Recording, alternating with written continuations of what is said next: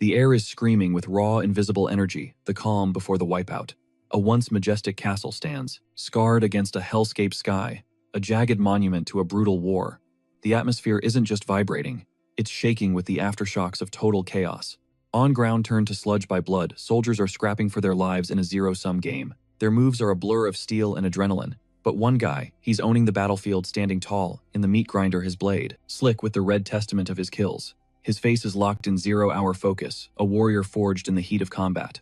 The sword isn't just sharp, it hums, channeling the fighter's sheer willpower like a live wire. A golden aura snaps around the weapon, a promise of lethal speed. Clang, steel, kisses steel, in a blinding flash the impact, ripping through the ruined landscape. His eyes narrow, locking onto the target dead ahead. Pure predator mode. A mana spike ignites inside him, eyes glowing with an eerie supernatural light. He's winding up to go 100%, but then crimson static explodes around a shadowy figure, eyes burning with a sinister red glare. A blade glints in the dark, catching the orange flicker of invisible fire. The hero's face is bathed in gold, looking dead serious. Amidst the madness, enter the Ragnar clan, the Empire's northern shield, a fortress looming over the continent's edge like a titan against the snowy peaks. How did the Ragnar clan hold the line as the North's iron wall for over 1,000 years? We see a lone silhouette perched on a snowy cliff overlooking a graveyard of war gear. It's all in the DNA. The aftermath is brutal. Bodies scattered across the permafrost. A bloody edge drips, crimson onto the white snow, proof of the savage fights they've survived. Blood droplets hang in the air, reflecting a dark red glow. Rumor has it these guys bleed dragon. A beast rises from the dark, eyes blazing with ancient rage. If you're a Ragnar, you're born with the cheat code's insane magic. Infinite stamina and sword skills that feel like breathing. The power surge is visible proof of their gifts. Honed to perfection, the blade becomes a second skin. Everyone but me. A battered, bloody figure struggles to get up. The red streaks tell a tragic story of a total loss. Give it up already. Some walls you just can't punch through, no matter how hard you grind. They call it being talentless, which is basically a crime when your last name is Ragnar. An old man watches his face screaming silent disappointment. A fist tightens till the knuckles turn white. Young Master Theo looks crushed. Rendon, seriously, you. Rendon Harvey's voice is pure venom. You know, watching you sweat every morning with zero talent. It was pathetic, honestly. He twists the knife. Like hard work was ever gonna save a loser like you. Close up on that smug, punchable face. Shadow Boy stands there, mask hiding his expression. The guy continues. You should have stayed invisible. That weak attack was a joke. Watching you try to be a hero. Theo's losing it.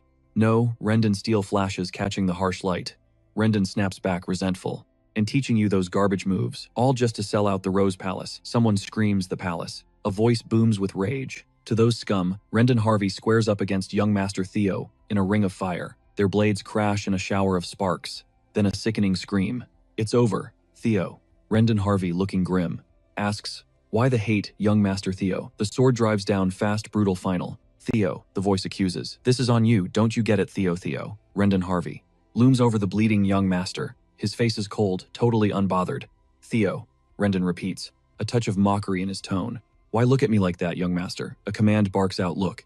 This is your fault, Theo. The Rose Palace is toast, eaten alive by the flames. A desperate plea rings out through the wreckage. Why is your family dying? The Rose Palace burns its skeletal remains, reaching up into the smoke-choked sky. The traitor in black walks away from the massacre, leaving the long-haired warrior broken in the debris. The hooded figure keeps walking back, turned to the fallen hero. A voice echoes a rhetorical question hanging in the smoke. Cold, lifeless, just a heap of meat on the floor. The fallen figure's face is a bloody mask, completely unreadable. A voice cuts through the silence. Why, your mother. The camera zooms in tight on that blood-soaked face. Ashes drift in the wind, eyes shut tight. The voice drips with venom. Because you were a worthless piece of... A hooded shadow towers over the fallen warrior Ragnar. It's over. Ragnar is already done for, completely wrecked amidst the ruins of the Rose Palace. Zoom in. Ragnar's bloodshot eyes snap open, staring at nothing. In a clan where might makes right, he's just a bloody mess. Ragnar's face is caked in gore, pure shock plastered on his face. Then the final insult lands like a slap. You were the weakest link, Crash. Steel screams against steel. The battle is absolute chaos. Rendon's face is a grime-covered nightmare. The sound of metal grinding on metal fills the air. A desperate scream shreds the silence. Rendon lunges his blade, nothing but a lethal blur. The steel glints cold and deadly. Slick, it tears through flesh. A gut-wrenching scream. Through the chaos, someone's muttering apologies. A voice slices through the noise. You talk too much. Someone begs for it to end. Just one. Rendon, bleeding out and looking like hell, whispers, just, for old time's sake. The final words hang heavy. I'm almost done. Wait, is this it? Is this seriously how it ends? He protected nothing, achieved zero, just watched his whole world burn to ash. Is this the curtain call? Talent. If only he wasn't so talentless. Maybe things would have been different. You died. Boom. A cascade of blue light floods the screen. System alert pops up. Theo Ragnar's trait activated. Returning to checkpoint. The blue light just keeps pouring down. Down, down, down it goes. It's endless. Suddenly a blurry shape snaps into focus. It sharpens. A figure emerges. Crimson eyes staring right through you. He looks up at the sky, total confusion written on his face. Rendon Harvey speaks up. You look beat. Good. He nods. All right, let's wrap up today's lesson. Theo whips around, eyes wide. He's back in the arena with Rendon, flags snapping in the wind. Theo's mind races. What the? The world glitches. System window pops up again.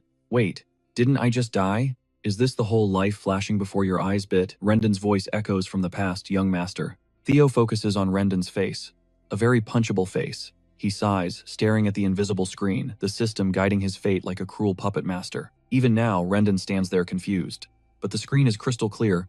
Objective punch Rendon in the face. Theo stares at the tutorial. What the hell? Is this how death flashbacks work now? Rendon clearly can't see the screen. Something wrong, he asks. Theo reaches for the fallen wooden sword, his fingers gripping the smooth wood.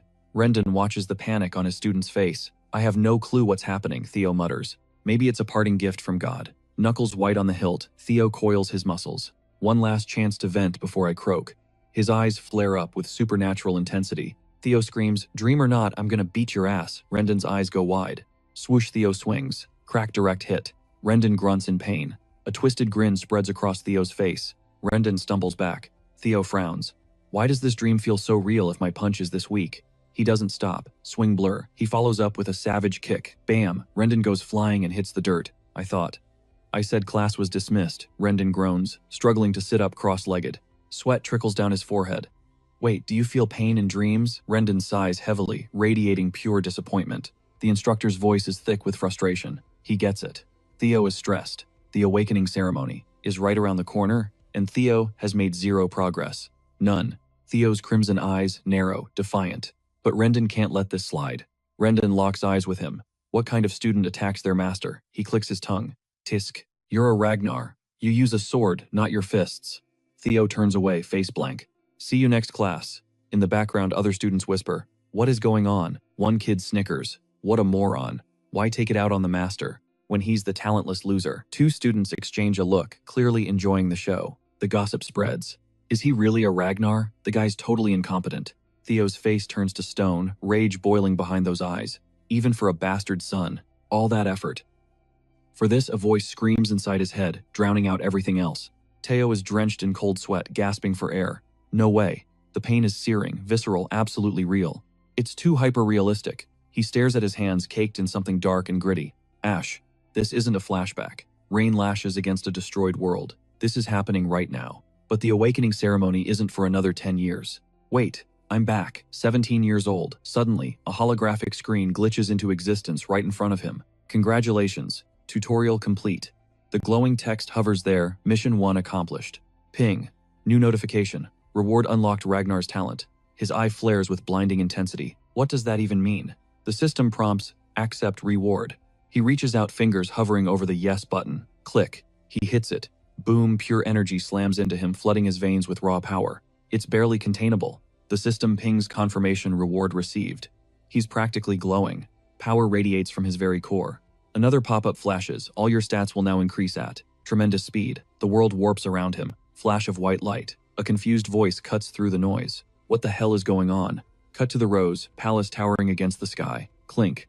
A teacup settles on a saucer. I see a smooth voice muses. Honestly, never seen a kid with zero talent like him. It's Rendon Harvey, Theo's fencing tutor. Harvey sits there, fingers steepled, looking professional. But that's exactly why I'm here. The real Professor Rendon. I'll give him my best training. He chuckles darkly. I'll get him ready for the awakening ceremony. In 5 months, he'll be unrecognizable. A woman sighs, trusting. I'm leaving him in your hands, Rendon. Lady of the Rose Palace, Cecilia Ragnar, sits opposite him. Please, she implores. Just give him a little more. Hands exchange a heavy bag. Of course, Rendon lies smoothly. Day and night training. Don't you worry. I'm not worried. She totally believes in her son. Cut to Teo storming down the hallway, thinking worry. Yeah, right. He knows the training is bogus, but it's not like he has any natural talent anyway. Concubine's kid. Like mother, like son, Rendon sneers internally. Trash bloodline going nowhere. But the Ragnar name will be mine. He smirks. Getting paid a fortune to do absolutely nothing. Easy money. Plus, the prestige of being a Ragnar tutor. All while leaking intel on the brat and sabotaging his growth. My future is set. Just gotta deal with this idiot. Teo stomps down the hall. Humph. He clenches his fist, lip curling in a snarl. Moron Teo breaks into a run boots, pounding the stone. Rendon watches him go, weighing the coin pouch in his hand. Remington Narsil sighs. Seriously, Teo's mind screams at himself, loser. He keeps sprinting, desperate to escape. Back in the warm glow of the room, Cecilia sits with Remington. She gazes out, worry etched on her face. My son. She watches his retreating back. Training must be so hard on you. Suddenly, Teo bursts in and she pulls him into a hug, eyes filled with concern. She holds him tight. Teo baby, why are you?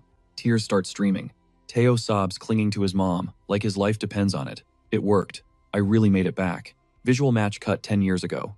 Younger Teo safe in his mother's arms. Flash of the future, a desolate battlefield, piles of corpses, Teo standing tall, sword dripping crimson. Zoom in, blood-soaked face. Eyes shut, tight exhaustion, death. Another face stares blankly, staring into the void war trauma carved into every feature. And then there's Teo, caked in filth and gore, cracking a twisted faint smile. Snap back to reality, the warm hug. A silent vow of protection. Cecilia looks down at him, expression soft, a gentle smile on her lips. Watching her son.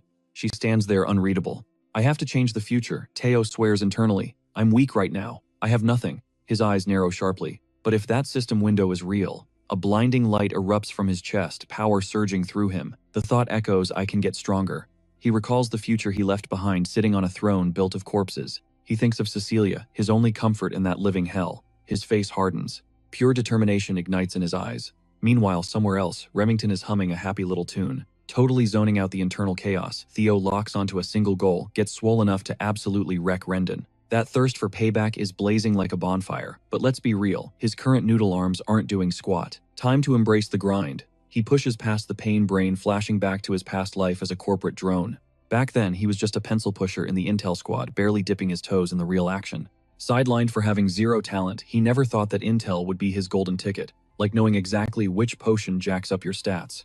Specifically, the Blood Sword Emperor's Elixir. Those dusty old books are about to pay serious dividends. And the Holy Grail, the secret manual. He's going absolute beast mode, pushing a workout routine that would kill a normal dude. Stuff he quit before, because he was talentless. Now, the training grounds are glowing under that epic morning sun. He charges forward, face set like stone. Why? Because now he's rocking that legendary Ragnar DNA. The system window isn't a glitch, it's real life.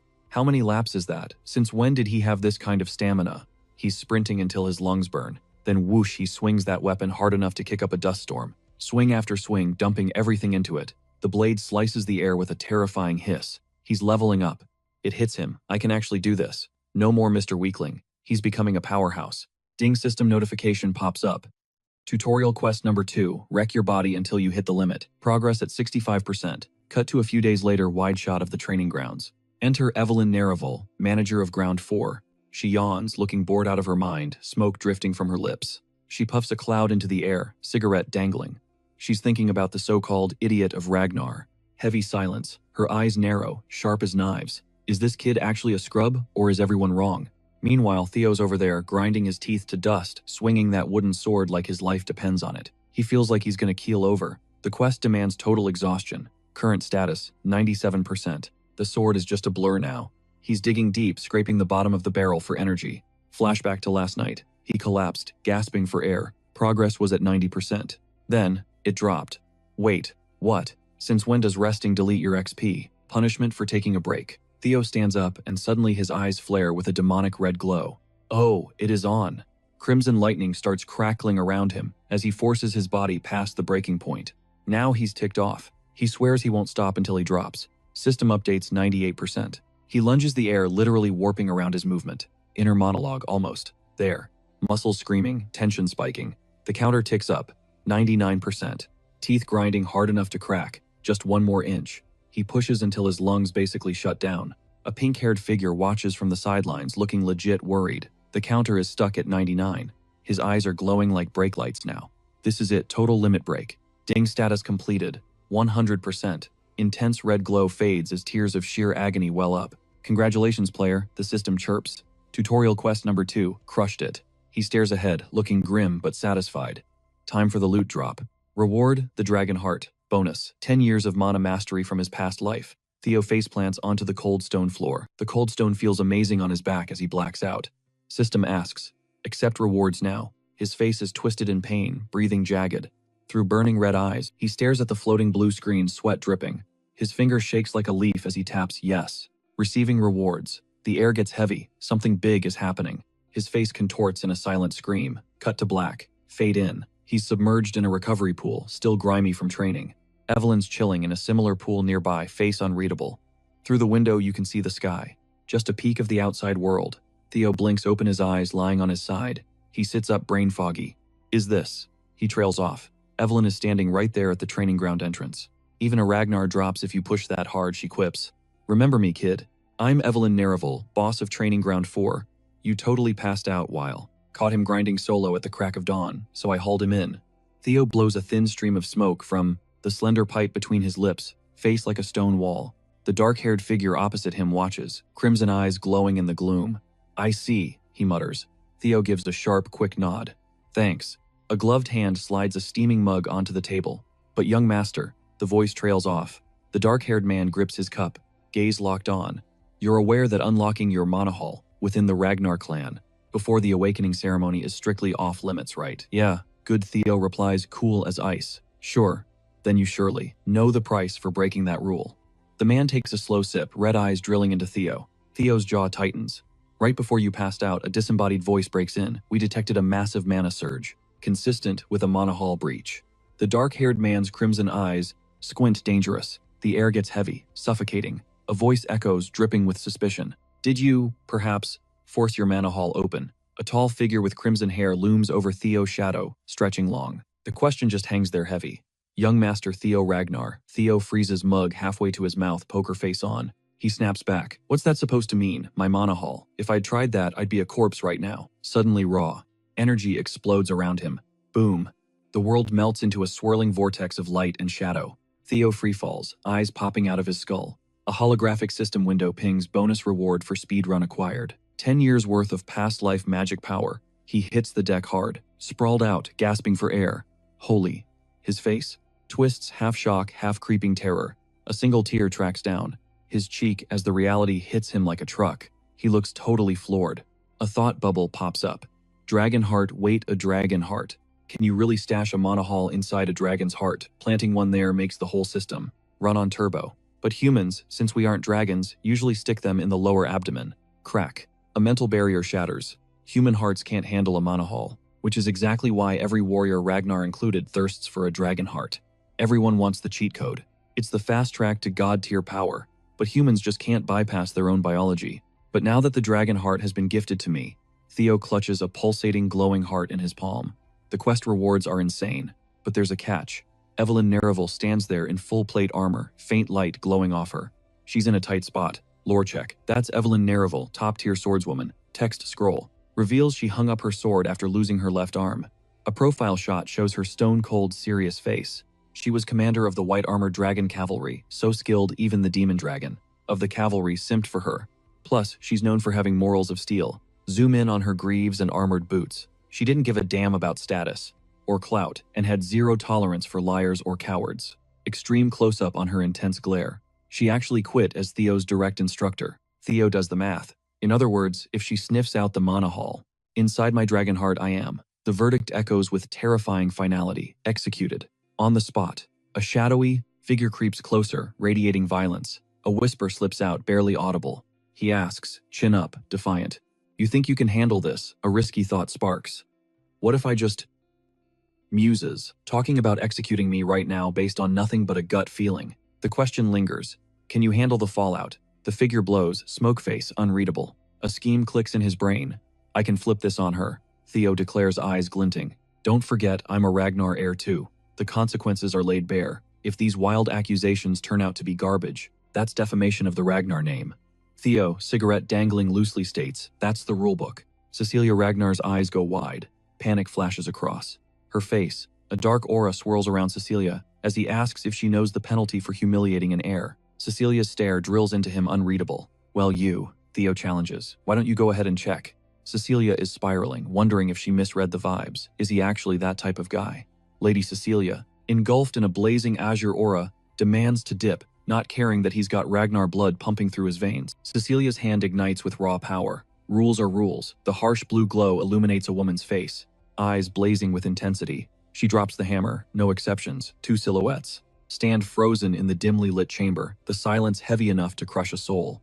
An unanswered question hangs in the void. A soft rustle breaks the quiet, a lingering touch. A voice cuts through the tension. How can someone not have a manhwa? Zoom in on his eye pupil, trembling in pure disbelief. His internal monologue spirals. I was wrong. This isn't happening. A man with glowing crimson eyes snaps back. So what? The phrase no manhwa flashes ominously. A figure drops to their knees, literally begging to be ended. Looks like he messed up big time. He's ready to pay for his sins with his pathetic life. One man towers over the kneeling figure. Inside, his mind is racing. Dragon hearts play by different rules than standard manhwas. It's a whole different ballgame. The very existence of a dragon heart's manhwa, a crystalline artifact, pulses with an inner light. Its power is completely under the user's command, total control. The young master, eyes flaring with that signature crimson glow, reveals he can cloak his mana whenever he wants. Cut to a classroom. The instructor slaps a diagram on the board, dropping the knowledge bomb that humans can possess a dragon heart. A voice echoes in the background, claiming this truth won't go public for years. She never would have guessed he was packing a dragon heart. A hand reaches out, fingers splayed wide, grasping for something just out of reach. Suddenly, the fist clenches tight around thin air, knuckles turning white from the pressure. Extreme close-up on an eye reflecting a chaotic storm within. The young master asks if he's tripping his face, a mask hidden in the shadows. A voice muses that few would bet their lives just to demand the truth from an heir. Someone states Evelyn is top-tier strong, and it'll work out if he clears his debt. Plus, the reason they gatekeep opening mana halls before the ceremony is to prevent a mana overflow disaster. For you to stress about me, the Ragnar bastard blowing up my mana hall. Honestly, it kinda touches my heart. Thanks for looking out, Evelyn. Theo sits solo, replaying the drama in his head. A cigarette dangles loosely from his lips as he contemplates the mess he's in. His gaze is 1,000 miles away, zoned out. The silence is deafening. A dragon heart plus 10 years of magical XP from my past life. A silhouette with glowing red eyes struts down a long corridor. I'm about to become OP in this timeline. Fast forward a few days, Rendon's face twists in cringe and frustration. No, that ain't it, he growls. The instructor throws his hands up, stopping just inches from Theo's chest. You gotta swing it more to the right here. Theo drills his sword forms, but his internal monologue is running wild. Leveling up feels good, but smurfing as a noob while listening to Rendon. Yapping is a struggle. Rendon's eyes narrow, a shady suspicion darkening his gaze. Rendon, you snake, he mutters under his breath. Theo keeps grinding, thinking he's subtly but definitely teaching me some garbage sword techniques. Totally bogus style. Theo swings, pretending to take Rendon's trash advice. More to the right, Rendon barks. Rendon analyzes Theo's moves, face calculating. I'm getting more convinced. There's a puppet master pulling Rendon's strings, Theo realizes. Flashback trigger, a body plummeting, eaten by flames. Theo resolves, I gotta dox whoever's behind this. The haunting memory refuses to fade. The one who fragged me. He stares daggers, crimson eyes half-lidded. A wicked smirk creeps onto his face. Alright, bet. I got this. Rendon. The name booms out. A voice roars at the young master that chatting during class is a bannable offense. Theo snaps. I can't listen to your lecture anymore. It's absolute trash. Rendon gets pressed. How did you even make mid-tier swordsmen with those weak skills? The bribe Rendon took gets brought up. Theo doubles down. I feel like you'd get clapped by even low-level demon beasts. Rendon's inner thoughts spiral. He must have taken the instructor gig just to spy on me. Rendon barks. Are you deaf or something? Theo claps back. Your skills are garbage tier. He's told he needs to force a resignation. The name Young Master Theo flashes on screen. An older man watches, face stern. If Theo takes an L here, he'll have to bring in the mastermind. Meanwhile, we get a scenic shot of the Camille Palace towering over the city. Elsewhere, a blood-curdling scream tears through the air. Yo, did you catch the tea about the Ragnar outcast? Word is he's throwing hands with my master. Next week, a liquor glass clinks. Looks like he's pinning his lack of skill on the teacher. Zero talent energy. Guy's gonna end up permanently benched. The showdown is locked in. Bam! A blinding flash rips through the scene, sending debris flying like shrapnel. Axion Ragnar stumbles back, gritting his teeth as an invisible shockwave slams into his gut. Another body gets yeeted across the room, hitting the deck hard, while Remington Narcia watches face, shadowed and grim. Ragnar's eyes flare with a sinister crimson glow, his face twisted in pure, unadulterated rage. Dark Tiger's voice drips with venom. Like I care if some illegitimate kid gets wrecked for life. A voice cuts through the noise, rock solid. Should you, Dark Tiger looms over a broken figure, blood pooling on the cold stone floor. Remington spreads his hands, poker face on.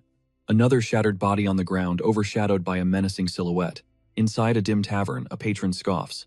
That only applies to the gifted. His buddy shoots back. You're overthinking it, Pops. A candle flickers in the gloom. Right here a Ragnar stands tall, dominating the space. Crimson eyes glowing in the dark, he muses aloud. Why are you stressing over that unwanted stray? A voice counters unprecedented things happen. Even a 1% chance can flip the script. Think of a candle in the wind. Weak, maybe, but it can spark an inferno in a second. A figure turns away from the light. Someone smirks. Good.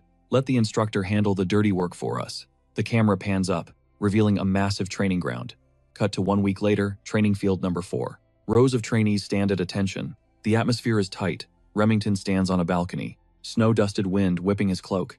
His hand grips his sword, hilt knuckles white. He grits his teeth. Damn it. Remington replays the mess in his head.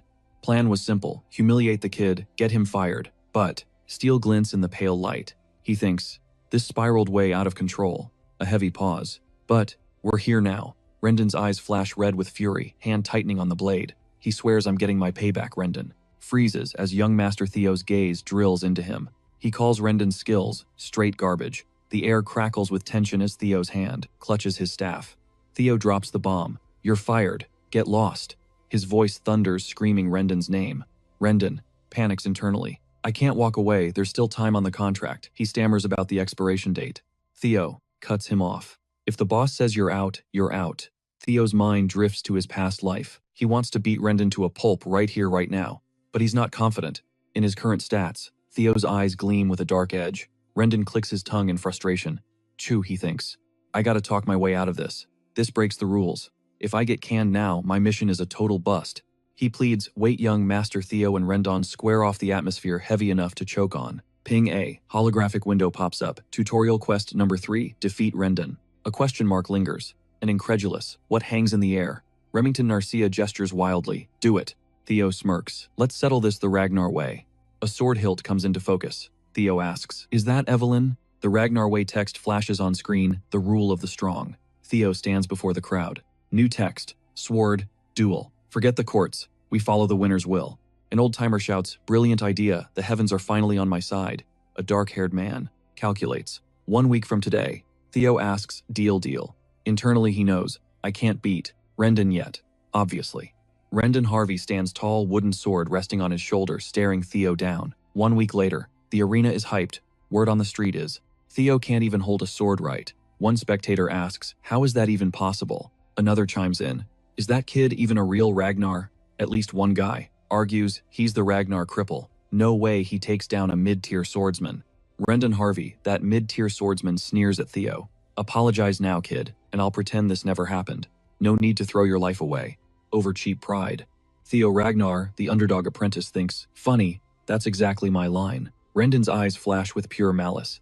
He's not just sparring, he's playing for keeps. He briefly considers showing mercy to the weakling, but nah, too late for that. He'll ice him right here and call it a tragic training accident. A twisted grin spreads across his face. This setup couldn't be more perfect if he scripted it himself. Ladies first. The young master gestures, letting his teacher take the opening Clang steel meets steel in a blinding blur of motion. Theo plants his feet, grip iron tight. He isn't budging an inch. Rendon darkens, shifting his stance for the kill. Metal screams against metal as they collide again. On the sidelines, a spectator's jaw hits the floor. He's muttering, totally glitching out as he tries to process the impossible. No way. Someone screams, pointing at the chaotic duel. Check that out. Theo and Rendon lock blades, the impact booming across the training grounds like a gunshot. Just as expected, the idiot is getting wrecked. Does he even know which end of the sword to hold? Rendon kicks it into high gear, his blade turning into a lethal streak of silver light. He's actually gonna die at this rate. What is happening? Rendon presses the assault, relentless. His voice drips with venom. You're helpless against a mid-tier swordsman. That's what you get for looking down on me. The beatdown continues. It's looking like game over. Obviously. Theo. Ragnar isn't even low tier. He's basically a rookie with a sharp stick. Someone breaks down the stats. Sure, he leveled up a bit recently, maybe got slightly better. It's weird, but still not enough. Unless he's hiding 4 Northern Clans level power, he's toast. Rendon's face twists into a sick, predatory grin. Pure evil in his eyes. Clang. Rendon's ego is sky high. There is zero chance this Ragnar loser takes me down. Evelyn watches from the shadows, totally over it. Evelyn, girl, what were you thinking, setting up this death match? She justifies it, she's helping. If they want him gone, they better do a thorough job. Evelyn muses. Looks like he's got a backer. Just firing him won't cut it. She wonders how her contact knew that, since Theo was teaching her that bizarre sword style. Turns out they had a spy on the inside, investigating in the shadows. Meanwhile, Theo grunts under the pressure. Rendon barks orders, fix your angle, make it sharp. Rendon mocks the stance, a right angle, really wondering where the hell this style came from. Evelyn never saw this in her past life. Inside his head, Theo's connecting the dots. Did he get on her radar after the Monahall incident? Does this trail lead back to the Camellia Palace? The realization hits him like a truck. Camellia Palace, it's all about that wretched throne war. He grits his teeth. Those absolute scumbags. Still, he has to admit it's impressive they dug up that much dirt. Internal monologue running wild, but with my current stats, I can't take Rendon down. A voice whispers in his mind, what's the play? You can crush him. Theo Ragnar smirks. You guys have no clue who you're dealing with. The voice taunts, your potential is off the charts, young master. A maniacal laugh echoes. Get on your knees and beg, and maybe, just maybe, I'll let you live. He holds his stance, blades ready. The silver-haired man stumbles back, eyes popping. Reality check incoming. Wait, something's off. Theo Ragnar narrows those crimson eyes and lunges forward. His movements are different now. Confident, lethal. Boom, steel, smashes against steel, sending shockwaves through the training grounds. Sparks fly like fireworks at the impact point. The silver-haired man grits his teeth, sweating bullets. He's barely holding his ground. He's been blocking everything I throw at him. The sheer force of the next collision shakes, the very air cracking like thunder across the sky. Where did this power come from? The silver-haired man stares, totally shook. This isn't the Theo Ragnar I know. He stumbles backward, brain short-circuiting over this sudden power spike. How did he get this strong this fast? He gasps, choking on his own fear. Meanwhile, 2 figures watch panic written all over their faces. He's actually getting pushed back. Another spectator analyzes the brawl. His defense is sloppy. Cut to elsewhere 1 week later. A blonde bombshell drops a serious offer with ice-cold resolve. If I personally coach you for a week, he knew the score. He figured stomping someone like her would be a total cakewalk. Sure, ignoring the head honcho to teach the kid broke the rules, but Theo just saw Rendon as a scumbag without a badge, an instructor with 0 rights. Rendon figured it'd all pan out anyway. Theo flashes a grin, thinking, you have no idea. Rendon calculated the ROI. Having Evelyn owe him a favor was pure gold. Theo just wondered what her angle was. Why go this hard to help him? Was it about the last run? Nah. Rendon figured there was another angle too. It's gotta be that connection he has here. Theo knew the guy was a talent hoarder. Boom. Rendon powers up energy crackling like live wires. Steel meets steel. Sparks fly. Pure kinetic impact shakes the air. But something's off. Wasn't this kid 0 talent trash from day one? So how? Or was he playing the fool the whole time? Why the long con? Rendon barks, who's your sugar daddy? Theo asks what he means by backing. Theo delivers a boot to the face. Total nonsense. You know the grind I put in for this. Then Theo wonders, is he blaming the Crimson Palace? Rendon gasps, how? Glad you're keeping it real, Rendon. The instructor freezes, cold sweat dripping down his face. He knows what's coming. Bye-bye, Arm A. Silver Flash slices the air with lethal velocity. The blade crunches deep through meat and bone. A red mist explodes in a gruesome spray. That sickening squelch echoes, reverberating through the silence. A fountain of blood erupts as the severed limb goes flying. The sound of chopping meat lingers in the air, nasty and raw. Theo looms over the severed arm, blood dripping from his blade. He towers over Rendon, the fallen man bleeding out on the floor while Theo's eyes glow with a dark, menacing light. The crowd gasps pure horror show. Rendon's face twists into a mask of pure agony. He unleashes a primal scream. Raw, desperate, a sound that pierces the chilly air. Theo stands his ground on the blood-soaked snow. Rendon shrieks the song of the dying. My arm, my freaking arm. Pain sears his nerves like hot coals. Rendon's legs turn to jelly beneath him. You damn brat, you dare, I'm sure. How did you get this buff? Rendon wheezes, fighting the shock. No way, this is impossible. How can I be the one losing? Theo's eyes narrow, unlocking a memory. Remember what you told me, that it was my fault we ended up here. Rendon's face contorts in a silent scream. What? No, it's your fault. You're dying right here, right now. Theo readies his weapon again, bathing the blade in a crimson aura. Round 2. He stares daggers, eyes burning red. The crimson light flares up, roaring with power. Rendon's face warps in denial. You were the runt, the weakest link. The words echo inside Rendon's skull. You are trash. Rendon yells. Wait, too late. Theo unleashes a blender of attacks his blade, just a blur. The sword slices the air, leaving red trails in its wake. Target locked. Crunch brutal impact on Rendon's leg. Theo delivers the finisher. Game over. Meanwhile, Theo stands victorious next to Cecilia. Ding tutorial quest number 31 complete. Cecilia Ragnar chills on a rooftop overlooking the city. Suddenly, a body drops from the sky, spraying blood. Splat. A sword stakes into the ground, ringed by blood. Impact shockwaves ripple out. Theo's eyes glow demon red blood, dripping from his face. The young master dominates the scene, snow swirling around his fallen enemy. One watcher mutters, "Wait, the dunce actually won. An apprentice just clapped a mid-tier swordsman. How is that even possible?" Voices whisper. Theo glares at the corpse, thinking pathetically weak. He remembers suffering under this clown in his past life. Theo vows that things are going to be different this time, eyes blazing red. Reward unlocked, observation skill activated. Bonus loot, 1 year of magical power gained. Theo thinks, "Oh sweet mana," he murmura. Energy crackles in the air, bathed in an ethereal glow. Theo stands firm, sword ready, unshakable. The ground splinters under the pressure of the moment. A voice booms like thunder, shattering the silence. Theo looks up. Theo sharpens his gaze, a storm brewing in those crimson eyes. A figure in the white dragon cavalry's white armor towers high, gripping a spear tight. The armor gleams, reflecting the harsh light of the battlefield. Boss fight incoming. Boom, Julius Raynar, the infamous demon dragon and commander of the white-armored dragon cavalry, crashes onto the scene. The camera zooms in tight on Theo's face, total shock. How is this even possible? How long has he been lurking in the shadows? A wave of pure disbelief ripples through the dragon cavalry ranks. One of the 9 dragons is actually here. A soldier panics, staring at the rubble. "Commander, you absolutely trashed the floor." An irritated voice cuts through the dust. "Is it really that hard to make a normal entrance?" The figure steps forward, heavy boots echoing ominously. He freezes, feigning innocence.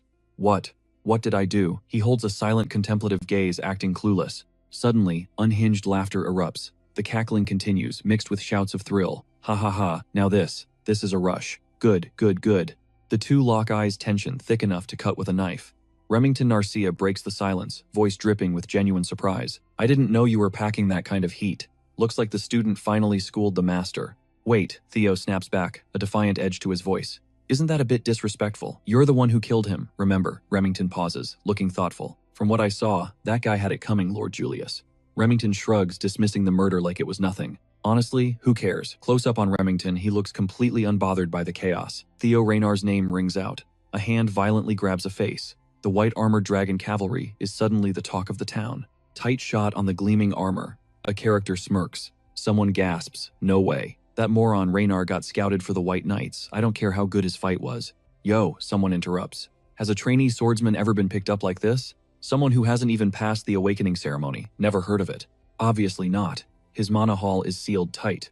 Meanwhile, a hooded figure kneels in the dark shadows. Even if his sword skills are god tier, his magic power is 0. But with Julius Raynar involved, anything goes. Did the demon dragon actually see potential? Enough to gamble on me, Theo thinks. Even for a Raynar. No, I have to turn this down. A figure with flowing black hair stares daggers. 3 others watch, jaws on the floor. A man lounges on a throne overlooking the realm. Below him, a corpse lies in a pool of expanding crimson. "Did you hear? The idiot young master Theo. Rumor has it he obliterated his own teacher. Is that true? Well, just proves his master was weak. Guy looked pretty useless anyway. And after seeing that bloodbath, the demon dragon tried to recruit him on the spot. But the young master, he said no. Claimed he wasn't good enough." Cut to a knight standing guard outside. A humble Raynar, that's a new one. Camellia Palace, a massive structure. Looms overhead windows glinting under a pale sky. A woman's sharp voice pierces the silence. "This just got messy." She sounds stunned. "I can't believe he actually killed Rendon." Emile Raynar. The mistress of Camellia Palace stands with arms crossed, deep in thought. Another woman approaches. "Don't worry, my lady. Didn't you assign Rendon to him?" "No," the first woman replies, voice tinged with worry. "His skills were trash. Rendon dying isn't our problem." One name hangs heavy in the air, Brother Ed Troyven. The Sky Dragon stands with hands clasped behind his back, staring into the distance. His voice booms with foreboding. The demon dragon scouted him personally. Emile listens intently next to him. "That means we can't just interfere. By assigning a new master," the woman whispers. "Will he stand out now?" Another voice chimes in, concerned. "Why the panic? The clan head will never allow it." A voice declares confidently. "They'll take an interest, sure, but our plans proceed as normal." Someone explains the strategy. "Best way to seize the Rose Palace is without ticking off the clan leader." A voice asks. "So Theo stays powerless." Confirmed. That idiot is still weak. The man muses, how much could he have really changed Evelyn and the demon dragon? Always did have a soft spot for strays. The name Axion is dropped. I should have told him not to make any rash decisions. A voice cuts in fine. Since mom and uncle are so worried, I'll just toy with him a little. A red-eyed man clutches a letter, a sinister grin spreading across his face. A massive fortress pierces the cloudy sky. Evelyn stands resolute before a shadowy figure. Addressing her as master, the figure shoots Evelyn a grateful nod. He realizes that training under her hits different than some stiff academy instructor. Honestly, Evelyn really should have joined the White Armor Dragon Cavalry. It makes him wonder why he turned them down in the first place. He'd be lying if he said there wasn't a twinge of regret. Looking back, joining the White Armor Dragon Cavalry was the ultimate dream in his past life. But signing up now, bad move. No reason to cap his potential this early. As he stands bathed in a golden aura, he weighs the insane perks granted to the Awakening Ceremony's MVP, knowing that even the Dragon Cavalry can't compete with that. He still feels like he's lacking, but prepping for the ceremony with Evelyn feels right. Okay, so the commander's gonna be salty. Observation. Scanning Evelyn Nerival. Evelyn Nerival, 24 female, former vice. Commander of the White Armor Dragon Cavalry, high-ranking swordswoman. She digs Theo's humility and character, feeling hyped for the first time in ages thanks to his training. She misses the cavalry though. This observation skill is clutch.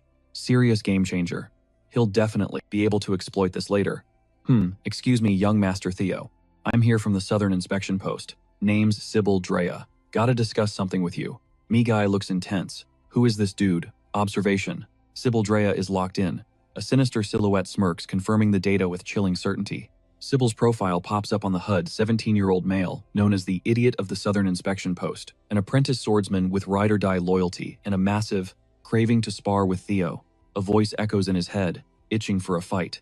Then shock. He wonders if that glare is meant for him. Suddenly the system pings, final tutorial quest initiated. The objective flashes, discard the title Ragnar's imbecile. A voice booms out, declaring a desire to follow young Master Theo. Another voice admits to ghosting everyone until now. Zoom in on a bandaged arm. Someone curses, calling another guy a bastard. They tell Theo to get out there every morning and outgrind everyone else. The payoff for that hustle, Theo claims. He actually thought the Ragnar's imbecile label fit him. Theo stands with another figure, background blurred out. Someone acknowledges Theo's miraculous glow-up seen with their own eyes. Theo stands there listening. Someone shouts, declaring Theo their idol the second he showed up. The speaker admits he almost gave up on himself after getting tagged as the Southern Inspection Office's idiot. Now the man begs for a chance to cross blades with Theo. Two figures stand together, one with pink hair, the other black. Theo thinks he'd normally be sus of this guy's intentions.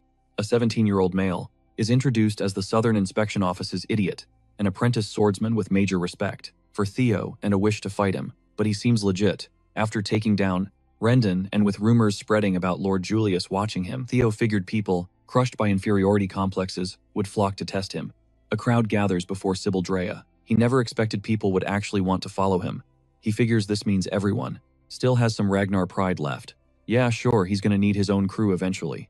Steel glints in the light as a thought solidifies, becoming the Ragnar clan head, after all. In this quest, it's the final tutorial, the title he could never escape. With this new shot at life, he's ditching it for good. Theo pivots towards Sybil Drea. Evelyn, give us a sec. Theo Ragnar, apprentice swordsman of the Rose Palace, awaiting the Awakening Ceremony. Master Evelyn. New resolve hardens his gaze. Sybil Drea, apprentice from Southern Inspection, turns to face him. He inherited the sword mastery of the Kura clan, proficient in high-speed combat. Let's have a good match. A fierce war cry rips through the training grounds. The clash of steel rings out as two figures lock in a furious sword fight. Impact sends sparks flying. The air crackles with energy as the swordsmen trade heavy blows. The blades blur, moving at god-tier speed, every strike packed with lethal intent. Even while being called the Southern Inspection Office's idiot, he thinks to himself, this guy's fast, but I'm still confident in my own speed. A whirlwind of steel shreds the air. The dance of death rages on. Rumor has it, young Master Theo is the real deal. His skill is the truth. But Theo, he's looking at his opponent like, is this guy brain dead? Is he an idiot? Back in his past life, Theo would have struggled just to tank a few hits. Not anymore. Bam. The finisher lands, slicing through the wind itself. Theo descends like a god wrapped in a blazing blue aura. He smirks internally. This is way too easy now. Ugh. He sticks the landing. The impact shakes the ground. His opponent gritted his teeth. As expected of young Master Theo, I totally lost. Theo muses. Good fight. Learned a ton. He rises blade in hand, but his vision shifts. A holographic screen flickers into existence. Can I use observe on myself? The system pings observing Theo. Well, look at that. It actually works. The status window pops up, crunching the numbers. His life quantified. Skills are locked under the talent tab, meaning if he grinds these quests, he could unlock 4 more slots. Sick. Theo can even manually check his own stat values. Damn, look at that magic power. It's sky-high perks of his past life magic, and that dragon heart. But wait, negative luck. Seriously, Theo frowns. Am I cursed or something? He stares at the numbers. High magic trash luck. That explains why he was so unlucky in his previous life. Gotta fix that. He needs to farm some luck points stat. But for now, Theo shakes it off. What gives? He looks up, facing a sea of eyes. Doesn't matter how weak Rendon was, the guy was still a mid-tier swordsman. And young Master Theo, he just owned him. He even snagged the commander's approval with that might makes right vibe. The crowd's reaction splits in 2 straight up, jealousy or pure fanboy admiration. And looking at this crowd, they're definitely the fanboys. Were the rumors true? One spectator whispers, wondering if he could have even blocked Theo's blade. Another guy hypes himself up, shouting that he wants next. Enter Yudnalan, a pillar of the Naranvi County. Low-rank swordsman, sure, but fueling with passion and grit. He's dying to throw hands with Theo. Yudnalan grins, his red eyes glowing with hype. He screams, bring it on. The challenge is laid down. Let's dance. He introduces himself. I am Yudnalan, 3rd son of the Viscount Master of the Dual Ascension style. The atmosphere snaps with tension. Duel start, Yudnalan's eyes lock in. Clang steel meets steel, echoing through the arena. Blades grind together, sending sparks flying. System basic swordsmanship proficiency increased. Theo winds up movements sharp, lethal. Yudnalan leaps back, barely dodging the Reaper's scythe. The whiffed strike sends a shockwave ripping through the air. Blades sing a violent lullaby. With every clash, the energy spikes. Another heavy clash. System parry proficiency increased. Both fighters pause, genuinely shook by the others. Raw talent, respect, is blooming in the heat of battle. But then, game over. System opponent defeated. Luck +1. Yudnalan's approval. Wait, gaining approval boosts his luck stat. System experience points acquired. Does the system track his street cred too? Flash. A visual effect pops. System approval gained. Oh, he's keeping this streak alive. System approval gained. Ibina Ramiro. Luck +1. System approval gained. Eric Moran. Theo swings his blade with terrifying force. System approval gained. Manfred von Bayer. Luck +1. The notifications are flooding in. System approval gained. Manuel Noir. Approval gained. Vero Perim. Luck +1. Luck +1. System approval gained. Daniel Raymond. Luck is skyrocketing. Luck +1. A soft chuckle escapes his lips. Easy money. Cut to a group of bystanders. Some sitting, some standing, all totally drained. Theo sighs, the weight of the marathon fight crashing down on him. I've been grinding like crazy, he thinks. At this point, the tutorial quest gains are chump change. He wonders, is it diminishing returns? Because these guys already fanboy over him. He needs bigger fish, stronger enemies, or a bigger stage to flex on. He needs a new event. A bystander whispers. Theo looks wrecked. Is he gonna be okay? Theo brushes it off. I'll rest when I'm dead. Or later. Not yet. If the crowd wants a show, he'll give it to them. Meanwhile, Remington. Nacio steps up to the plate. The Silver Lion himself. Remington Nacio. One of the notorious forehounds of the North. The atmosphere shifts. Remington Nacio is locked and loaded. His gaze bores into invisible prey. Even in the dim light, his armor gleams with intricate detail. The stage is set. The Camellia Palace is buzzing as the Ragnar clan locks in. We're talking about the absolute apex predators, the 4 strongest fighters in the game. Amidst the hype of the Awakening Ceremony generation, one name dominates the chatter: Remington Narcissus. He pulled up early, dead set on witnessing the legendary Ragnar blade work firsthand. Before the main event even kicks off, all eyes are glued to Narcissus. A voice cuts through the noise, dropping gratitude for granting a wish. This isn't just an NPC. This is Remington Narcissus, the Silver Lion deputy chief of the Narcissus clan, and a certified member of the infamous 4 Dogs of the North. But even a legend gets caught off guard. An unexpected challenger steps into the frame, shattering his expectations. Enter Theo Ryan. As the 31st son of the North's great guardian, and a humble apprentice, Kyle Ryan's boy is locked and loaded for the awakening. Theo freezes, stunned to be standing face to face with the sword genius he's always idolized. But the mission clock is ticking and he has to move. For Theo, crossing blades with the Narcissus clan's deputy chief isn't just a fight, it's the ultimate badge of honor. No holding back. Theo craves a brawl, desperate to test if his current level can handle the heat. He wants that smoke, but is his build ready? The atmosphere gets heavy. Azure aura explodes around him, the air screaming under the weight of invisible pressure. Drenched in that electric blue glow, his blade hums with newfound juice. He launches forward, boots hammering, against the invisible floor. The gap closes in a heartbeat. The objective is clear. Take down Remington. That blue aura rages like a hurricane, spiraling into a vortex of raw destruction. But then, a volatile blast of orange and crimson erupts to meet it. Fire meets ice. Steel slams into steel. The shockwave ripples through the invisible arena. As Theo stares down, the beast, that fiery aura, surges for one last spike of power before the real war begins. A blinding flash tears through the air, crackling with unseen force. Eyes narrowed, blade poised. Neither fighter flinches. They are locked in, ready for whatever comes next. Light dances off cold steel. A blur of motion slices the wind. Focus absolute. Zero hesitation. A trio of bystanders watches, lungs empty, totally captivated. Clang. Metal grinds on metal, the sound thunderous across the battlefield. Impact energy floods the zone as both warriors reset their stance. Round 2 is loading. Young Master Theo scrambles to process the combat data. Meanwhile, a spectator is in total denial. No way, he gasps. His buddy shrugs, calling it inevitable. Doesn't matter how much Young Master. Theo leveled up, taking down one of the 4 dogs. That is a pipe dream for this generation. The dust settles. The armored warrior stands tall in the fading light. But that fighting spirit you showed, that is where I lost. Theo's head snaps up, pure shock painted on his face. Good fight. Your gear was trash, sword already worn down, and your stamina was in the red before we started. This match goes to you. I lost the second my blade left my hand. Theo's intense expression melts away. Real recognizes real. A firm handshake seals the moment. Let's run this back properly next time. You bet. Just like that, he gets the nod from a legend. One of the 4 dogs just validated him. Even the bystanders admit young Master Theo hits different now. Ding, tutorial mission update. Theo's face locks back in. Determination spikes. The validation is real, but he's not done. Staring into the void, Theo does the math. Secret manuals plus talent stats gained from quests equals a build, incomparably stronger than his previous life. But that clash, it was a reality check. Theo knows he still has a massive grind ahead.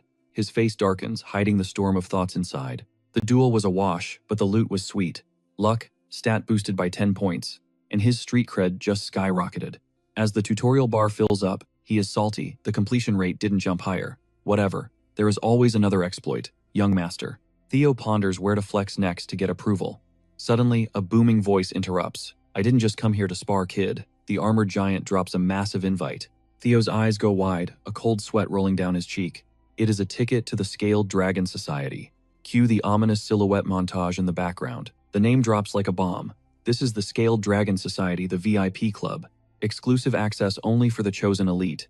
The invite glows with a crimson seal. He is in Theo's mind races, why is a scrub like him getting the golden ticket? Is it just because his crew is famous? Nah, a voice off screen cuts in. He is built for more than that. It's qualified, and the squad isn't too uptight.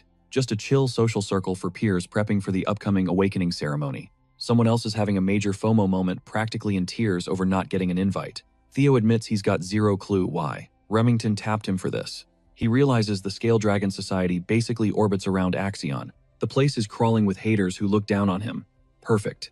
It's the ultimate grinding spot to level up his quest. Plus, he can run some recon on Axion and the Camellia Palace. Theo sees absolutely no reason to say no. He thanks the messenger and locks in his attendance. Then a smirk plays on his lips as he scans a holographic display. A tutorial quest pops up. Objective Escape, the title Idiot of Ragnar. Current progress sits at 36%. Solid plan, a voice chimes in. 2 silhouettes fade into the distance, one calling back, hit me up if you need anything. A voice confirms the next meetup is in 2 weeks. A lone figure drags on, a cigarette lost in the smoke and deep thought. Zoom in, a hand clutches a chest. Cut to the majestic Rose Palace towering into view. 3 distinct gasps of excitement pierce the air. My baby boy, a woman shrieks. Oh mother, Theo sighs. He's instantly swarmed by his mom and a mob of servants. What's with the commotion, he wonders. They drop the bomb. He snagged an invite to the Scale Dragon Society. Emil Ragnar is practically glowing hands clasped in pure hype. Narrator voice, the Scale Dragon Society isn't just a club. It's the VIP lounge for Axion, the cunning Emil's son, and elite talents like Remington Rendon Harvey and Evelyn Nerival. They swarm him, fitting new threads. Every detail matters, from his drip to his swagger. It's all under the microscope. Inside, the Scale Dragon Society judgment is the name of the game. Emil knows his etiquette is flawless, but his fashion game and aura, that's a whole different beast. Lucky for you, Emil declares, I've got this handled. In case you forgot, his mom used to be a legit actress. Theo thinks to himself, thank God she's on my team. My precious son, the legitimate child of a commoner concubine. Mother, She always carried the guilt of sticking that label on him, even though it wasn't her fault. The imposing silhouette of the Ragnar clan castle loomed against the freezing winter sky, a constant icy reminder of the heavy expectations and legacy crushing down on Theo. He wondered how brutal it must have been for her, raising a son everyone called defective. My dear son. Flashback the back of a familiar red coat, the symbol of the one woman who never stopped believing in him. Mom believes in you. You got this. Theo's crimson eyes narrowed a spark of pure steel, igniting within them. He wouldn't let her down. Not this time. He felt a phantom, comforting pat on his shoulder. A silent vow. Mother, you don't need to worry anymore. Cut to a massive hall packed with people, the air buzzing with low chatter. A man's face is obscured by shadow, a sinister grin creeping across his lips. My son is joining the Scale Dragon Society, and I am going to absolutely crush the Scale Dragon Society. 2 weeks later, snow drifts softly over a distant mountain city. Night has fallen on the Scale Dragon banquet. A figure stands before an ornate carriage, breath misting in the crisp bite of winter air. The young man's face is a mask of calm determination. Click, click, his steps echo in the cold night. He's decked out in sharp formal wear. His gaze is laser-focused. Boots crunch against the snow-covered ground. A subtle smirk plays on his lips, hinting at the chaos to come. Is that really you, young Master Theo? You look like a whole new person. The white-haired man asks, stunned. Even you're roasting me now, Mr. Remington. Remington gestures forward. After you, he says. Theo thinks. He's not wrong. I haven't just gotten taller. My muscles are way more defined. That's the payoff from 2 full weeks of non-stop grinding. Cue flashback. Remington spotting Theo. Young Master Theo, let's hit the training grounds together. Remington showed up every single day. We're pretty tight now, Theo thinks, not to mention all the followers I picked up. Steel clashes against steel ringing across the field. Theo sighs. Just a quick session. How did I end up in this mess? The training ramps up. The squad moving in perfect sync. 2 grueling weeks, Theo reflects. Well, Remington breaks the silence. I heard this is your first formal banquet, he adds quickly. Oh, don't sweat it. No need to be nervous. Remington smiles. I know you're gonna crush it. The only thing is, his eyes narrow, a flicker of suspicion dancing in the crimson depths. My buddy Axion. Let's just say he likes to stir up trouble. Theo locks in as Rendon drops the bomb. Actually, it was Axion who insisted on meeting you personally. Don't get the wrong idea, the voice adds smooth as silk. He pulled out all the stops for this feast just for you. Theo's mind races, pieces clicking into place. So Remington wasn't the one pulling the strings. It was Axion all along. A sharp exhale escapes him. Suspicions. Through the roof. This is going way too smoothly. Voiceover hits. I can't wait to see how this plays out. Carriage wheels rattle over cobblestones, ferrying Theo straight into the lion's den. Am I walking into a massive humiliation ritual? Cut to. A dark-gloved hand swirling amber liquor over ice. Ragnar's little moron, a voice hisses. Axion Ragnar grins, nursing his drink. Text card slams down. Axion Ragnar, one of the Northern Quartet. Unseen shadows linger with a predatory vibe. Finally, a fun new toy to break. A massive structure dominates the skyline. Carriage wheels spin to a halt, polish gleaming under the sun. Leather boots hit the stone pavement. Theo steps out, flanked by another figure. His gaze, lethal. Those red eyes are razor sharp. The Camellia Palace looms ahead, spires piercing the clouds. Theo stands dwarfed by its sheer scale. Camellia Palace. A monument stretching toward the heavens, screaming power and ancient bloodlines. The place where everything started. Where Rendon stunted my growth and eventually swallowed me whole. My mother. The entire Rose Palace. Gone. The imposing walls loom over him, practically leaking dirty secrets. Shall we? The attendant asks. Theo snaps back to reality. Yeah, he'd heard Axion was coming to roll out the red carpet personally. He's probably lurking at the entrance right now. The reason for the invite, painfully obvious. Since Ragnar's idiot is finally making moves, Axion's probably trying to checkmate him early. But Theo didn't show up empty-handed. I'm gonna teach you exactly who you're messing with, Axion. Theo's expression turns into steel, red eyes glowing with grit. Wait, is that the blue glint of a quest marker? A hidden quest inside Camellia Palace. Young Master Theo, someone calls out. Theo stands beside his escort, face stone cold as the shout echoes. Theo strides forward, eyes locked on the looming fortress. Master Theo, you okay? Bam. A cloud of white powder explodes in the air. A flower-coated figure coughs outraged. What the hell is this? The dusty victim fumes. Theo thinks, if this were my past life, I wouldn't have dodged that. I'd be covered in white right now. Remington Narcio stands there, totally bewildered. I thought Remington was in on the prank, but look at him. He looks clueless. Remington brushes himself off internal monologue, running wild, greeting me with a flower bomb. Seriously, Evelyn and Remington watch the scene unfold. Evelyn muses, the only people petty enough for this. Remington asks, what's your read?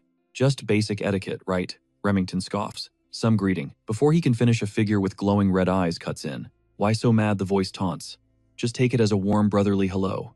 Enter Axion Ragnar, the black tiger aspiring swordsman. He's vibing like he just found a shiny new fidget spinner to crush. He stares out, face unreadable, but aura screaming trouble. His eyes narrow, gears turning trap setting. Axion's gaze goes ice cold. Red eyes flash with dangerous intensity. Thanks, Theo says, voice dripping with sarcasm. Totally felt the love. With a welcome that warm, how could I not be grateful? A wide, unhinged grin splits Axion's face. Ragnar. I can't wait for tonight's bash. His face shadows over pure malice dancing in his eyes. Lips twitching into a sinister smirk, he leans in. You. His voice is straight up venom. You've gotten a lot more entertaining since I last saw you. Scene change. Massive chandelier glitters over a luxe ballroom. Golden light floods the scene. Two figures stand in the corner, voices hushed in gossip mode. The room is packed with high society drip chatter buzzing.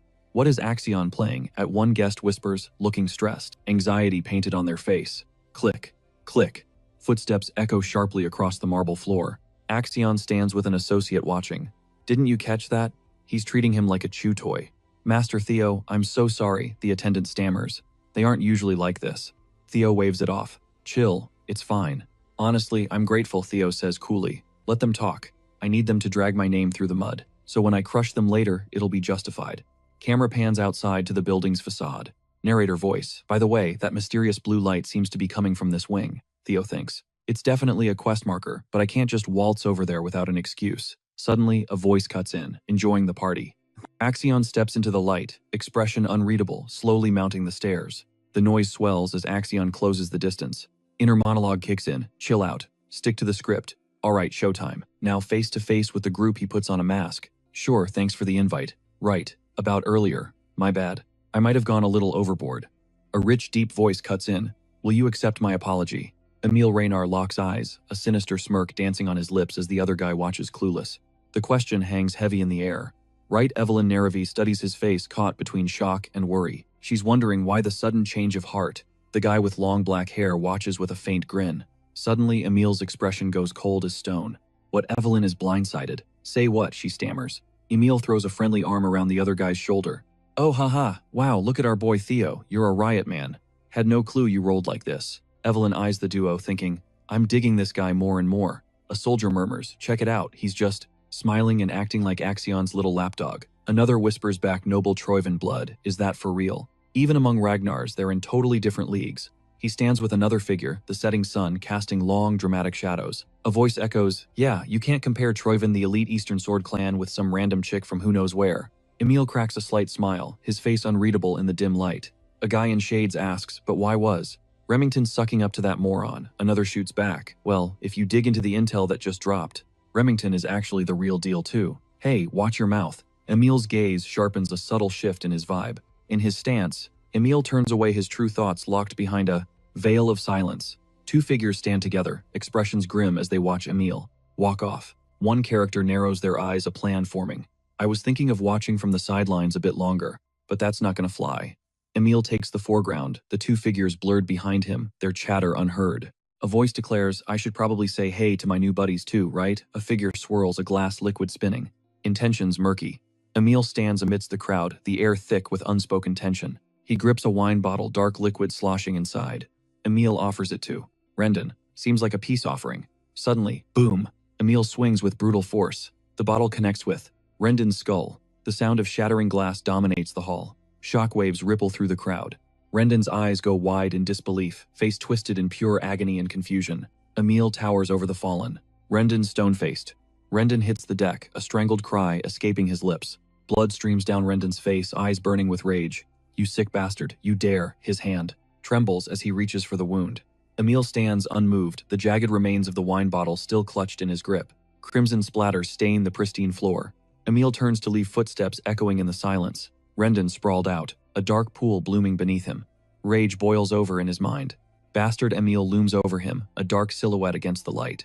Just a little hello, he quips, voice dripping with disdain. Does that hurt to say? Rendon coughs, blood painting his lips. A tutorial quest window pops up. Escape the title, Ragnar's imbecile. Emil thinks, oh, say what? What just happened? Emil's eyes widen, a flash of genuine surprise crossing his face. Young Master Theo isn't the type to pull a stunt like this, he thinks. Wait, was that for me? Emil spins around and walks off, leaving Rendon in the dust. Rendon stays grounded, gasping for air. With that, consider yourself welcomed. Emil calls out back, turned to the victim. So I guess I should say my goodbyes now too, right? Rendon clenches his fist, knuckles turning white from the tension. Rendon wheezes. You. Wait. His hand ignites with a fierce red energy. Two uniformed figures stand at attention, faces blank. They fade into the background as the camera snaps, focused to Emil. Tutorial quest, number 04, escape the title, Ragnar's Imbecile. 58 out of 100%. Hello tutorial. Quest number 04, escape the title, Ragnar's Imbecile. 59 out of 100%. Emil shouts, anyone else want to say hello? Tutorial quest number 04, escape the title, Ragnar's Imbecile. 66 out of 100%. With blinding speed, Emil draws two swords at once. Leaping forward, he winds up to strike with both blades. His grip tightens on the hilt's knuckles, white, with anticipation. Emil holds his stance crossed swords, catching the glint of the light. The sin of harming the young master, a voice booms, has been paid for in death, face hidden in deep shadow. The tension is thick enough to choke on. Everyone's thinking the same thing. Who is this guy? The speaker steps up. It's the third young master of the Navi clan, Ian Navi. He drops the mic immediately. Here is the exact reason I showed up. At the Scale Dragon Society, surrounded by enemies, he flexes his status, revealing he's from one of the 6 snow clans backing the throne, House Ragnar. This is the Navi clan. He makes it crystal clear his people aren't gonna just sit back and watch the show. Especially not when the total loser they've always looked down on suddenly decides to grow a spine. A voice cuts through the noise, dripping with disdain. So what? Ian's face twitches a vein, popping as pure annoyance flashes across his features. The figure declares, I'm done playing nice. Sharp cut. The scene flips, the speaker is now towering over young master, Ian blade drawn and ready to strike. The challenge rings out cold and deadly. You got the guts to demand my death. A pitch-black aura explodes outward, daring Ian to back up his big talk. 1. His eyes flare up, glowing crimson. A look that doesn't just promise payback, it screams it. 2. The question hangs in the air. You think I'll tolerate disrespect? 3. Armored heavy hitters square up the tension so thick you could cut it with a knife. 4. Nobody moves. The silence is deafening. 5. The camera zooms in. Jet black hair, piercing red eyes, and a stare that freezes your blood. Someone whispers, is that seriously the Ragnar fool we all know? But here's the truth bomb. This guy has a legit claim to the throne. Direct bloodline of House Ragnar. And remember, Ragnar isn't just a name. It's the Lord of the North. The king of the 6 snow clans. 3 chess pieces stand ominous and tall, a silent declaration that this is a game of life and death. Lights out. Darkness swallows the scene. We're talking about a sin so massive that wiping out an entire clan would be a fair sentence. But for some reason, the rules haven't applied to this guy, until now. Theo's face contorts in pure rage.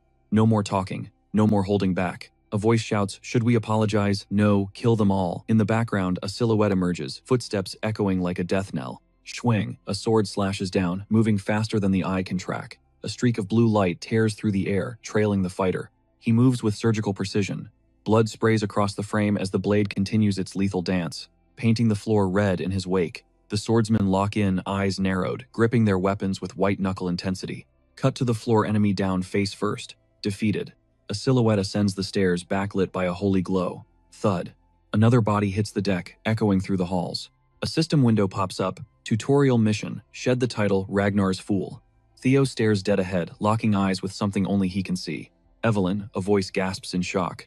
Evelyn Nereville turns, a fox-like grin playing on her lips. So when exactly did you figure out I was tailing you? Hendon Harvey stands there, arms crossed, wearing a smirk that says he knows everything. Theo thinks Idka why she's here, but honestly, thanks to her shadowing me, I can flip the script without looking over my shoulder. Cut to a lone figure standing amidst a chaotic battlefield, surrounded by a sea of bodies.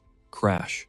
The sound of something breaking pierces the silence. Hendon's words linger in the air. Thought you swore off teaching students. Hendon, clutching a booze bottle, asks, so how's the new sword prodigy treating you? A white-haired guard steps up. You got somewhere else to be, old man. You were just a rookie standing guard back when I retired. Hendon chuckles. My only entertainment lately has been messing with you guys. So what's the verdict? A voice responds. It's crystal clear. A gravelly voice booms. That's a hard yes. But then, a heavy sigh.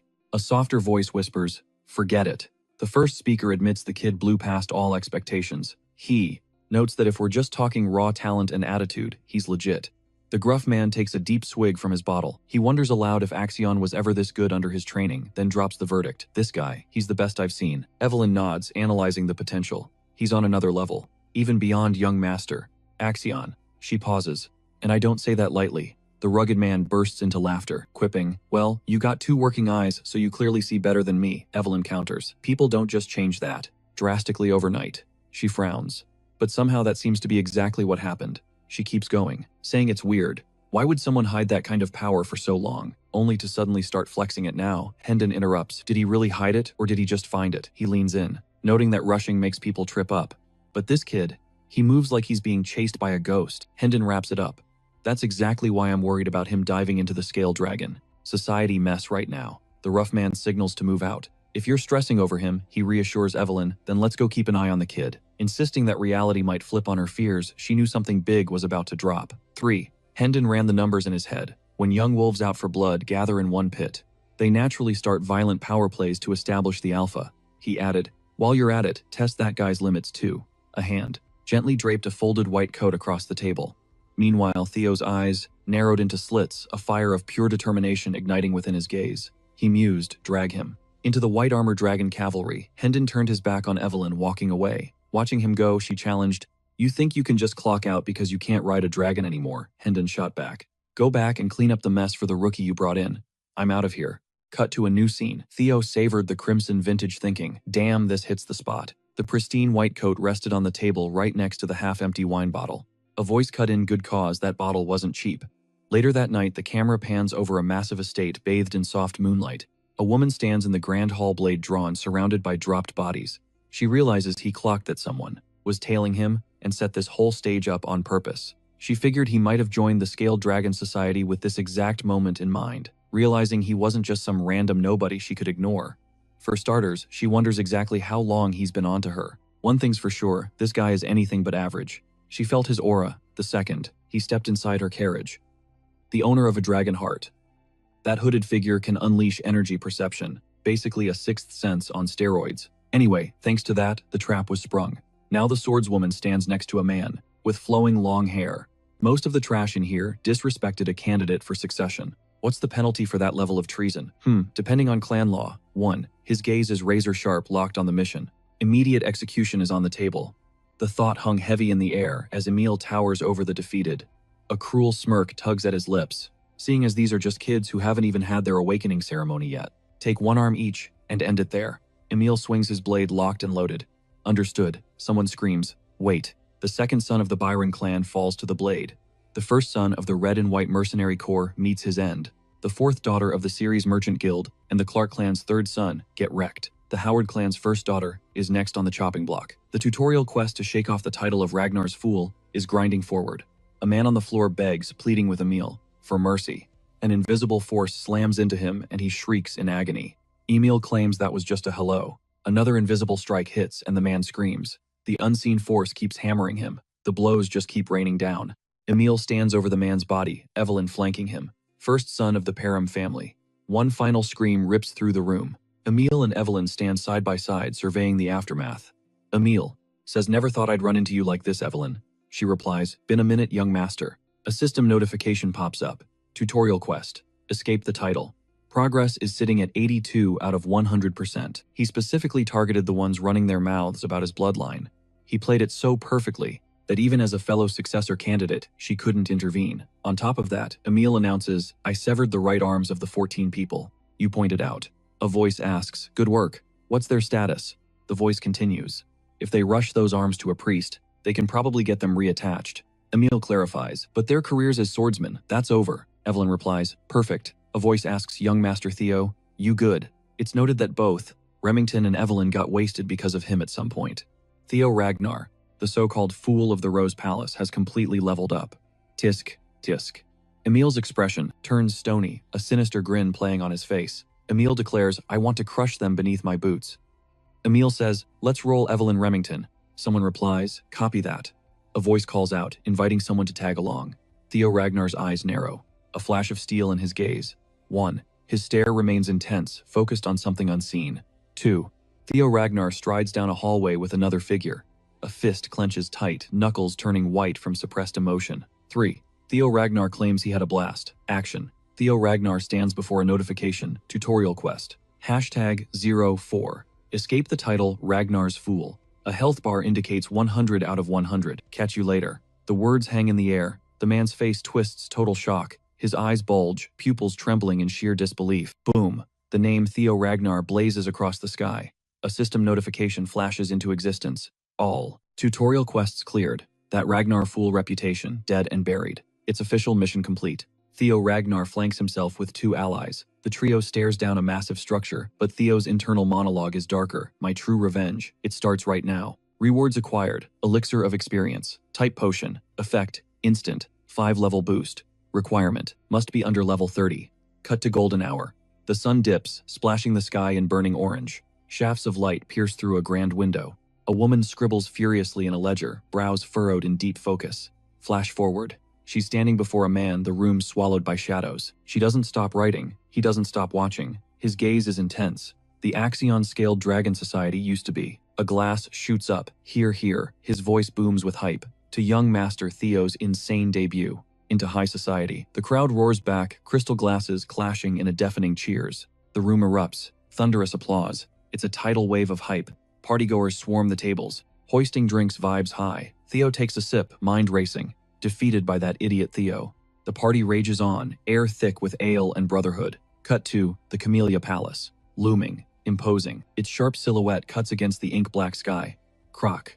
Heavy doors groan open, exposing the belly of the beast. A gray-haired woman with a face like stone speaks, voice razor-sharp.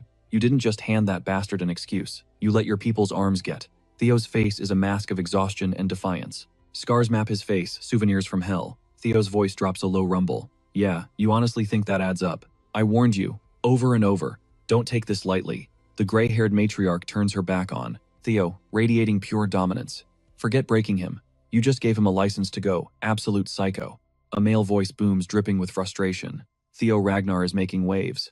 Taking the Rose Palace just got a hell of a lot harder. The unseen man snaps back, tone dripping with venom. Spare me the excuses. Go. Think about your screw-up. Reflect on how you nearly torched our master plan chasing cheap thrills. Theo listens, his expression turning to ice. Theo signs off, voice deadly calm. I'll keep that in mind. Cut to Evelyn Mirrorview in the Grand Hall A. Delicate fan in hand. Hendon Harvey stands nearby, scratching his head. Who did Theo get that reckless streak from? Nalan chimes in. He's a carbon copy of Rendon back in the day. Rendon's eyes narrow into slits. He demands to know if that's some sick joke, begging Evelyn not to lose her cool, claiming this whole mess might actually have a silver lining. Nalan blinks. How so, Nalan? Breaks it down. Since the Rose Palace has been tied to Rendon the clan head, it's been impossible to snatch ownership. He goes on. Sure, the clan head ignored it, treating it like a dumping ground where losers gather. But Rendon points out, they still had the big boss's protection. What they needed was a spark. Rendon clenches his fist. Justification. Luckily, Theo unleashed total hell at the Scaled Dragon Society meeting. Theo's morphing into the face of the Rose Palace. We used that Dragon Society disaster as leverage, hit him with legal action, shut him down. The reason he found Theo's power spike so disturbing, he was terrified. If the clan head actually started caring about the Rose Palace, they'd be screwed. But now, they can use buffed-up Theo to seize control. If the Camellia Palace uses the law to wipe the floor with them, the Rose Palace has zero choice. They'll have to bend the knee to the Troivas. We take the Rose Palace without making a peep. A woman speaks up. Timeline. How long to prep, please? By the time you wake up tomorrow, you'll have some killer news. He smirks. Go take a bath. Get some beauty sleep. Tonight, my lady. He mentions a gift, a scented candle from the Sal Fiacre volcanic zone. Super rare stuff. A voice chimes in, hyping up the older brother's moves, buzzing with anticipation. A confession of love drops, but it feels heavy, inevitable. A voice cries out in pure shock. Major plot twist vibes. The speaker admits, I had no clue. Young Master Theo cared this much. A question hangs heavy in the air. Whispers ripple about the Scaled Dragon Society. And then out of nowhere, hey, is that orange juice? The narrator flashes back to that gritty moment, young Master Theo standing his ground, tanking every insult like a boss. A voiceover kicks in, feeling totally useless and embarrassed for not stepping up. It's wild how Theo just took it. Despised by everyone for being an illegitimate child treated like dirt, yet he never folded. But look at the glow-up. He didn't just survive, he became an absolute unit. We're talking about a guy facing opponents way out of his league, yet he had the willpower to secure a flawless victory against the Camellia Palace. Literally nobody saw that coming. The dude had the guts to draw his sword with zero hesitation, total main character energy. Remington Narcio is watching him thinking, did he do all that? Just for me, Remington is caught in 4K, convinced Theo is his ride or die bestie. Meanwhile, Theo is dead silent. Poker face on lock. He definitely has no clue. Remington is misunderstanding the situation this badly. I'm pledging my loyalty to you, Lord Theo. The man sits down looking deep. Real recognizes real, he thinks. You two are cracked. Wait, hold up. I think you're reading too much into this. Just let it slide. Is it telepathy? The crowd goes wild, pure hype on their faces. It's not exactly a misunderstanding, thinks the pink-haired girl with a knowing smirk. Cut to another scene, two guys laughing it up. Maybe everyone just wants to ride your coattails, young master. I'm just a regular guy, Theo thinks. But actually, it might be all thanks to this glitchy cheat code. A holographic system window pops up showing Theo Ragnar's stats. What even is this? At first, I thought it was just fragments of my regrets manifesting. But looking closer, nah. I'm getting major deja vu. Whatever it is, it's buffing me, so I'm not complaining. Looks like every time I level up, I get stat points to min-max my build. So I can customize my skills however I want. With this power, my future is looking blindingly bright. He starts plotting his next move. First order of business prep for the Camellia Palace clapping back. Theo turns and says, "Since you brought it up, can you do me a solid?" Remington lights up. "Say less, Master Theo, anything." Theo looks a bit shook by the enthusiasm. A card materializes in his hand. Internally, he's thinking, the throne war between me and Axion is about to get sweaty. Theo grips the card tight. I need to be ready for when the beat drops. So help me out. Remington is stunned by the request. But here's the lore in the future. Remington becomes the head of the Narcio clan. Theo knows this. He thinks his forces will be OP enough to rival the Ragnars. I need to secure this asset right now. Gotta get Remington on my team permanently. So Theo says, take this, Remington. He hands over the card. The guy smiles, gripping the item. A voice swears eternal loyalty to young Master Theo, promising to handle any task. Another dude is grinning, thanking him. The man realizes he just got called king in a friendly way. Theo Ragnar's name echoes through the hall. Suddenly, boom. A loud crash interrupts the vibes. Armored units stomp forward. A woman gasps, screaming about the swords of law. One of the knights flashes a warrant with Theo Ragnar's name on it. They tell the woman she's under arrest for threats, assault, and intimidation. She's like, "Are you kidding me? This is bogus." A guy tries to de-escalate. "Yo, chill out, it's fine." But the armored knight sneers. "Is this a real warrant?" The ink hasn't even dried yet. They were in a massive rush to frame him. The knight barks, "Move it." Cut to hands in shackles. The guards surround him as someone screams, "Young Master Theo." A man nods grimly. Two figures look absolutely shook. Someone clutches the card in the background. The camera pans out. The Rose Palace towers over everything. The woman asks, terrified, "Where are they dragging Theo?" The man confirms, "To the courthouse." He tries to reassure her, asking, "What are the charges?" The woman realizes it's connected to the Scaled Dragon Society incident. She's floored. The man explains they're pinning him for inciting a rebellion. They're taking this to trial because he completely deleted the Scaled Dragon Society from existence. A voiceover warns this won't be an easy fight. Who knew an invitation to that society would end like this? "He'll bounce back," the woman says. That's just the kind of savage Theo is. We see them watching through a doorway, while a voice begs for them to return. Inside the prisoner transport, Theo sits between guards, face totally blank. He lets out a quiet sigh. Been a minute since I was here, he thinks. Meanwhile, the carriage rolls up to the massive courthouse. Theo thinks, since I already destroyed them. Standing before the Scaled Dragon Society, yeah, prison is the least of his worries, a voice warns. This is a full-blown tribunal. Dragging the heir of Ragnar into court means one thing. Screech. The carriage halts. They're coming for his crown. They want to question his right to rule. A horse-drawn carriage rolls toward a massive hall. The architecture screams pure, unadulterated power. Inside, Theo calculates the odds. They're not just here to talk. They want to crush him, totally obliterate him. A guard flanks him, his face, a mask, unreadable as he strides down the hallway. But look closer, a wicked smirk tugs at his lips. This is exactly what he wanted. Clank, clank. Armored boots, echo. Theo steps up to a set of colossal doors. The sheer scale screams authority. Slowly, the gates groan open, flooding the space with blinding light. A voice booms from the shadows. Bring him in. Theo's eyes. They're practically glowing with hype. Oh yeah. If he's gonna unleash his master plan, this is the perfect stage. A seemingly endless aisle stretches out, leading into the unknown. But Theo, he's ready. Julius Ragnar, captain of the White Armor Dragon Cavalry, stands among the elite. The room is stacked with heavy hitters. Ed Troyven, director of Central Intel, one of the legendary 4 of the 9 dragons guarding the clan, is watching. In his past life, the pressure would have suffocated him. Oza Ragnar, mistress of the Plum Blossom Palace, is here too. Wolfgang, the chief advisor, watches like a hawk. The name Ragnar practically vibrates off the walls. Someone speaks up, acknowledging Wolfgang. Chief advisor, been a while. Didn't expect to see him here. But Wolfgang skips the pleasantries. Enough small talk, he snaps. He reminds the room why they're here to answer for crimes. The clan. Byron, the Human Merchant Guild, the Red and White Mercenaries, even the Narcio clan, they're all screaming to cut ties with the main family because of this mess. Wolfgang glares. Can a bastard like you handle the fallout you caused? Theo listens, eyes locked on someone unseen. Emil Ragnar steps in. I've heard enough. Ed. Troyven nods. Theoretically, you're right. He trails off, a bad vibe creeping up his spine. Emil. Ragnar counters. The Ragnar family is strong, sure, but we aren't truly great. A warning echoes. Ignore the voices of your vassals and knights, and we will fall. Ed. Troyven insists. You can't rule the world through tyranny alone. Inside, his mind is racing. Noting the clan head's first wife, the sword dragon, the North's best blade, doesn't look hostile. And yet, a vision of a ruined landscape flashes before them. A grim reminder of what happens when you mess up. Ed Troyven hopes Emil Ragnar gets it. This punishment is necessary. Ed Troyven promises to keep that in mind. Then the verdict drops. 3 months, probation. Ed Troyven adds the kicker. The awakening ceremony is in just 2 months. Emil Ragnar explodes. How dare you answer back? The final ruling. He can join the awakening ceremony next year. Oh, and the 15 kids he injured, they're participating. 3. Ed Troyven grunts. The meeting rolls on. The speaker thinks, hey, not so bad. Because delaying the ceremony is a massive slap in the face for Theo. For the Rose Palace representative to carry that kind of shame, it gives the Camellia Palace the perfect excuse to crush the Rose Palace. Once the trap snaps shut, he's helpless. All he can do is take it. If he is dumb enough to appeal, they could just execute him. But Ed Troyven thinks he's not that stupid. Theo drops the bomb. I appeal. The room freezes. Ed Troyven sneers.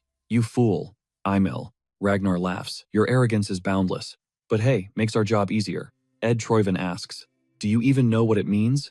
To appeal. Theo replies, cool as ice. Of course. He knows this isn't something you solve with 3 months of probation. Ed Troyven shakes his head. It was just a slap on the wrist, kid. The demon dragon probably pulled strings within the mighty Ragnar clan, but appealing means. The air crackles. One word. Explodes in a blood-red speech bubble, sucking the air out of the room. WAR. He stands alone on the platform, a solitary figure against the world. His voice cuts through the silence. Deadly serious, but I have no intention of accepting even a slap on the wrist. The man wears a grim, self-satisfied smirk. He muses. In this world, history is written by the victors, and the truth is whatever the winner says it is. Personally, I'm just here for the payout. A holographic system window glitches into view. Entering main scenario. Meanwhile, the air is thick, choking on the metallic tang of blood and ash. Distant screams of combat fade out. He stands motionless in the center of the slaughter. A lone warrior cuts a silhouette against the burning skyline, his blade still dripping crimson from fresh kills. A silent testament to the brutality. A fallen enemy lies skewered nearby, a grisly reminder of the violence that just took place. The ground is a graveyard of shattered steel and broken armor. Heat waves shimmer off the earth, the lingering fever of a devastated clash. The warrior scans the wasteland, standing guard like a silent sentinel over the ruin. Victory hangs heavy in the atmosphere. The battlefield crackles with residual heat as Theo, shrouded in his cloak and hood, surveys the aftermath, casually chewing on a straw. A voice booms across the field. It's exactly as the young Lord Theo predicted. A knight stands tall amidst the wreckage, armor gleaming against the backdrop of the inferno. With a foe crushed at his feet, the knight commands the scene.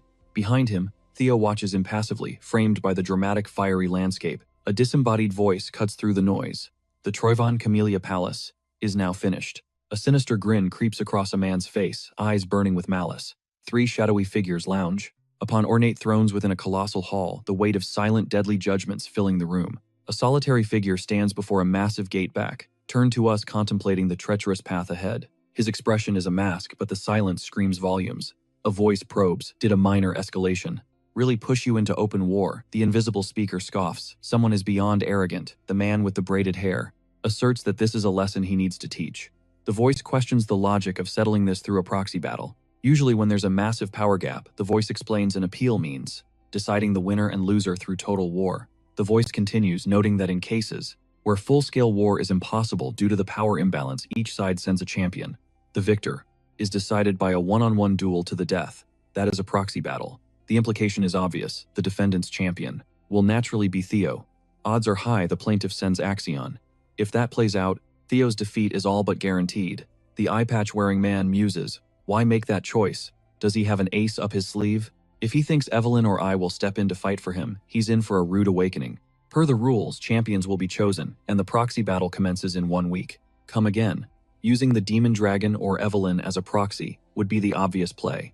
True, but knowing their egos, they won't do it. You'll have to fight this yourself, Theo Ragnar. I'm sending Axion. He'll teach you your place permanently. Theo's reply is chillingly calm. Sure. So, about the representatives. And here I thought you were the quiet type. A montage of faces flashes by, all glowing with intense crimson eyes. A close-up reveals a face twisted in pure shock. A heavy door creaks open. A figure with cascading black hair speaks up. Are you really capable of such cunning schemes? A voice thunders through the hall. You've changed since I last saw you, my son. A stern man with piercing, glowing red eyes descends the stairs. The caption reads, Clan Head Kyle Ragnar. The crowd instantly drops to their knees. A chant erupts. We greet the clan head. The submission to Kyle Ragnar is absolute. Apprentice swordsman Theo Ragnar bows to the incarnation of the great dragon god. Suddenly, a digital chime rings out. A blue window pops up in his face. New scenario quest path of the successor. Objective: seize the Camellia Palace and uncover its secrets. This is the first main quest since the tutorial ended. He wonders, was that blue light related to this? It's been so chaotic he completely forgot about it. Theo tells himself, focus. Now isn't the time to get distracted. He steels his nerves. The doors to the Camellia Palace swing wide, revealing Kyle Ragnar. Theo knows this is priority number one. An insane variable just entered the game and his entire plan could go up in smoke. Theo wonders why his father is even here. Rise Kyle Ragnar commands, mentioning he heard about the situation, by pure chance on his way over. It seems you found yourself in a rather complicated position. I heard you invoked a proxy battle to settle the dispute. Theo remains silent. A deep, gravelly voice confirms. That is correct. A figure with a neatly trimmed gray beard steps forward, clutching a tome. Listen, with the way things are looking, jumping into this battle is going to be a logistical nightmare for you. Being your own champion, a hardened face, framed by a gray beard, glares down, judging every inch of him. Crimson eyes narrow into slits. He demands, who exactly were you planning to tag in to fight your battles? Zoom in on a sharp, blood-red pupil. The figure roars. This is a trial, a character with violet hair. Reels back in shock, electricity snapping around them like a whip. Hold up, is this? Standing in the massive great hall. A silhouette in a trench coat steps up. Someone to take my place. That person doesn't exist. He continues, I was naturally planning to handle this business personally. The man's scarlet gaze tightens, a flicker of mockery. Dancing on his lips. One intense red eye locks on, radiating pure grit. A lone figure. Dominates the room, jaw set. He stands his ground, dropping the mic. Even if you try to break me, I will never bow my head willingly. Suddenly, manic laughter rips through the corridors. Cackle, the armored titan bellows. Y'all hear that? That's my boy talking. That right there, that is the definition of a Ragnar. Hendon doubles down, claiming there's no better vibe check for a Ragnar. That attitude? Yeah, I'm liking that. Theo nods at the praise. But inside, he's plotting. This proxy war is bait. I ain't trying to throw hands right now. Guess I can keep it 100 then. Evelyn Remington's little project is the smoking gun for the Camellia Palace betrayal. With that intel, I can snag the victory without lifting a finger. So, I'm offering you a shot at the title of Ragnar Master right now. I, Kyle Ragnar. Kyle Ragnar steps up to the plate. The other character is shook. Scrap the trial. If you can manage to. Tank one single hit from me, I'll clear your name. Step up. Clanhead, you can't be serious. Hendon is panicking beside Kyle. The air is thick enough to cut with a knife. To test. His legendary strike against a rookie means he actually respects the opponent. If the kid survives, he officially gets the Clanhead stamp of approval. Theo faces a metaphorical fire-breathing dragon. I don't think that half-blood Theo can handle that heat. No way. But just in case he pulls a miracle, I gotta block him from getting on the boss's good side. How do these vassals have the guts to trash-talk his son's bloodline? Since the rule is a proxy battle, it would be. Kyle Ragnar's eyes are blazing infernos. Theo stone, cold silence, poker face on lock. Kyle watches the drama, that one visible eye glinting with twisted joy. A minion. Tries to brush off the boss's interest. Kyle shuts him down immediately. Nonsense. The clan head cuts the chatter, pressuring Theo for an answer. Tick-tock. Theo realizes his original plan is toast. A wicked grin creeps across his face. But hey, I love a plot twist. He admits the burden is heavy. Hand over heart, a disembodied voice asks, how does taking one punch compare to a whole proxy war against an army of vassals? The stern-faced man stares, intently unreadable. Another voice claps back, you scared to act. Eyes glow crimson with bad intentions, a cruel smirk forming. I just want to express how unfair this trade is. Then he flips the script. Unfair, since the difficulty spiked. Shouldn't my reward go up too? He ends it with a cheeky oh. The figure asks, what are you getting at? Theo goes silent in front of the towering giant, impossible to read. Two men, one massive hall, words unspoken. Zoom in on that sinister grin, eyes shining with dark amusement. A shocked face goes wide-eyed. The phrase, the Camellia Palace, hangs heavy in the air. A dark-haired figure with piercing red eyes mulls it over. Like the words Camellia Palace are floating there. A close-up reveals white hair and intense purple eyes. Tears are streaming down a face, twisted in pure agony, silence shattered by a mute scream. The severe-looking man with the beard and glasses snaps, that brat. Is he insane making deals with the clan head? Close-up on a face boiling with rage. Internal monologue screaming, this mixed blood trash doesn't know his place. A voice booms from the shadows laying down the law. A deal only works when both sides stand on equal ground. Your arrogance is going to be the death of you. A cold final. Fine cuts the air. In the cavernous hall, two silhouettes stand apart, David facing Goliath. The towering figure raises an eyebrow in shock, but the stern man doesn't blink. If you seriously want the throne, if you want to be the successor, you're going to need at least this much guts. He turns eyes narrowing. Got a problem with that? Heavenly Dragon a figure steps forward. Question your judgment. I wouldn't dare. The command drops instantly. Good. Set the stage. Now. Sunbeams slice through the dust in the massive hall. A lone figure stands there, boots clicking rhythmically against the cold stone floor. A man strides forward, face hidden in shadow. The camera zooms in tight. His expression is stone cold, etched with pure grit. Crimson eyes burning from the dark, hinting at a monster waiting to be unleashed. The shot pans wide, taking in the insane architecture, screaming wealth and power. In the background, three blurred figures shift like ghosts, watching and waiting. The frame is cluttered with complex gears and structures. This isn't just a room, it's a death trap waiting to spring. You can practically taste the frustration. The trap meant to crush Theo. It just backfired hard. A voice rings out in his head. Don't sweat it. He's walking right into the slaughterhouse. Even if that brat leveled up a bit, there's zero chance he survives a single hit from the clan head. That's a feat that would crush even Da, top-tier swordsman. Theo is dead meat. He has to die here. Theo smirks internally. He knows exactly what the enemy is plotting. The gray-haired dude watches from the sidelines, thinking, sorry kid, hate to break it to you, but this isn't going to play out like you think. Why? Because Theo's got a nasty little reward from the tutorial. The observer narrows his eyes. Did Theo chug an elixir when no one was looking? Whatever. Even if he roided up, gaining that much power that fast is impossible. He strokes his beard, calculating. But Theo, he doesn't give a damn. How the old man got strong. The clan head barks, you warmed up yet? Swing steel leaves the scabbard. The man snarls.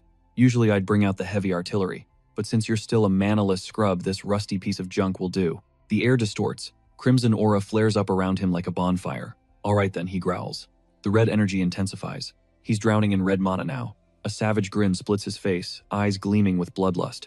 Let's get this party started. That crimson aura explodes, crackling with raw, unfiltered power. A voice rings out, genuinely shocked. I'm shocked you're not on your knees already. Theo's eyes glow with new juice, a cocky smirk tugging at his mouth. You bet. The power-up is real. His strength stat didn't just go up, it nearly tripled.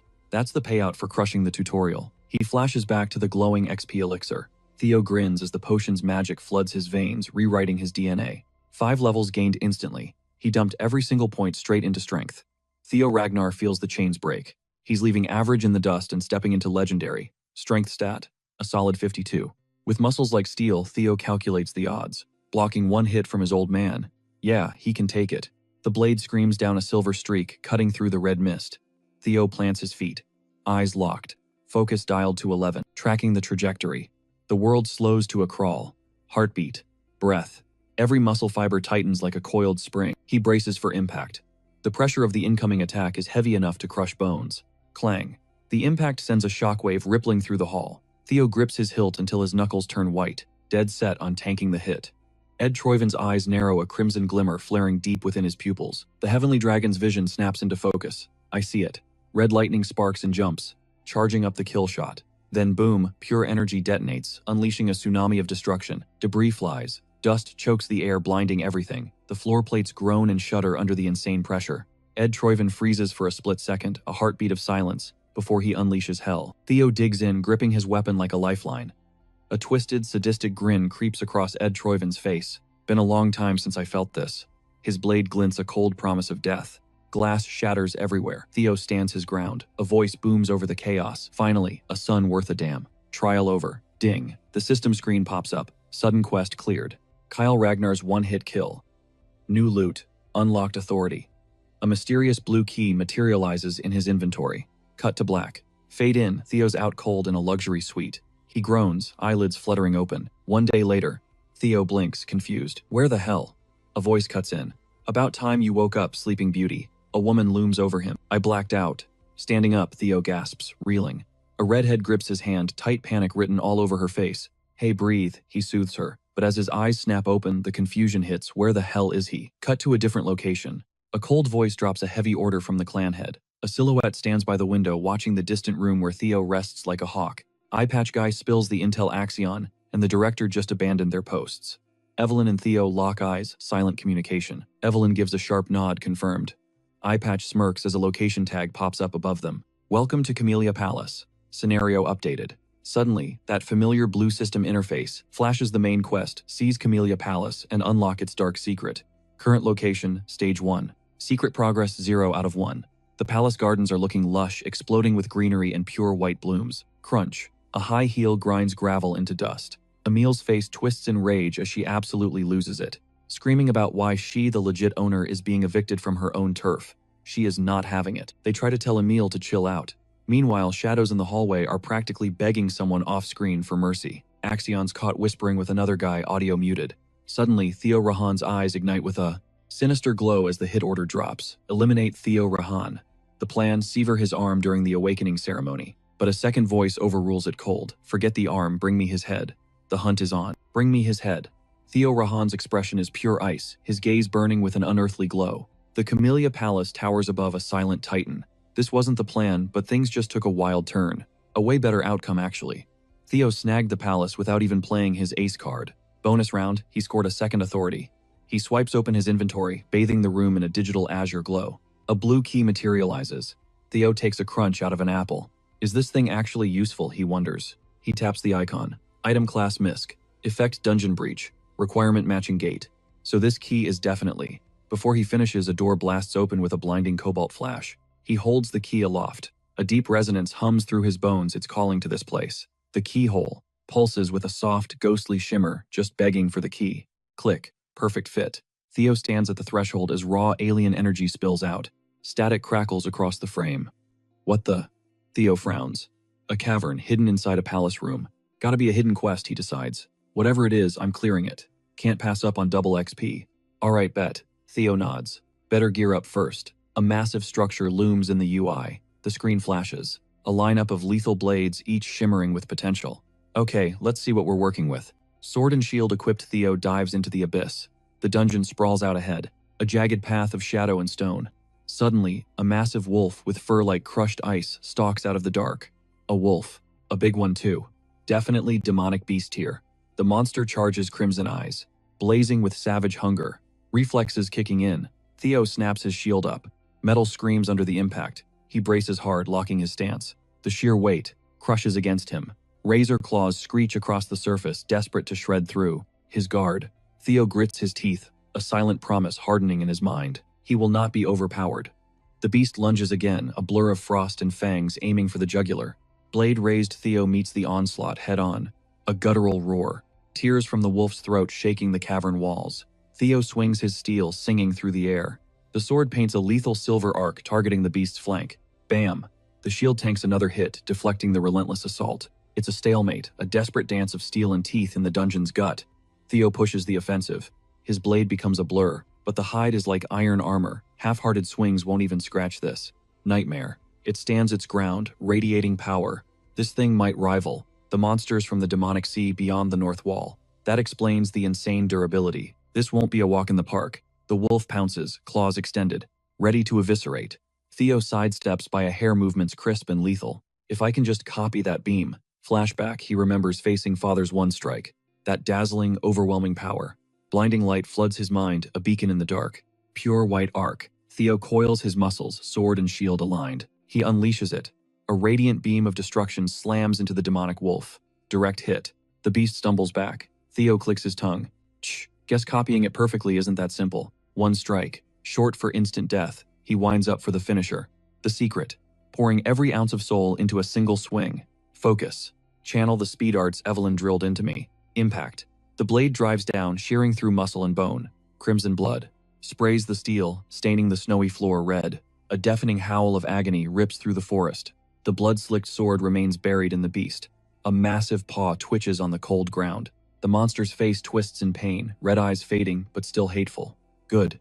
Theo stares down cold as stone. Good, he whispers, gripping the hilt until his knuckles turn white. Running on fumes, the wolf is battered but far from broken, locking eyes with Theo as white puffs of breath vanish into the freezing air. A surge of grit floods his system.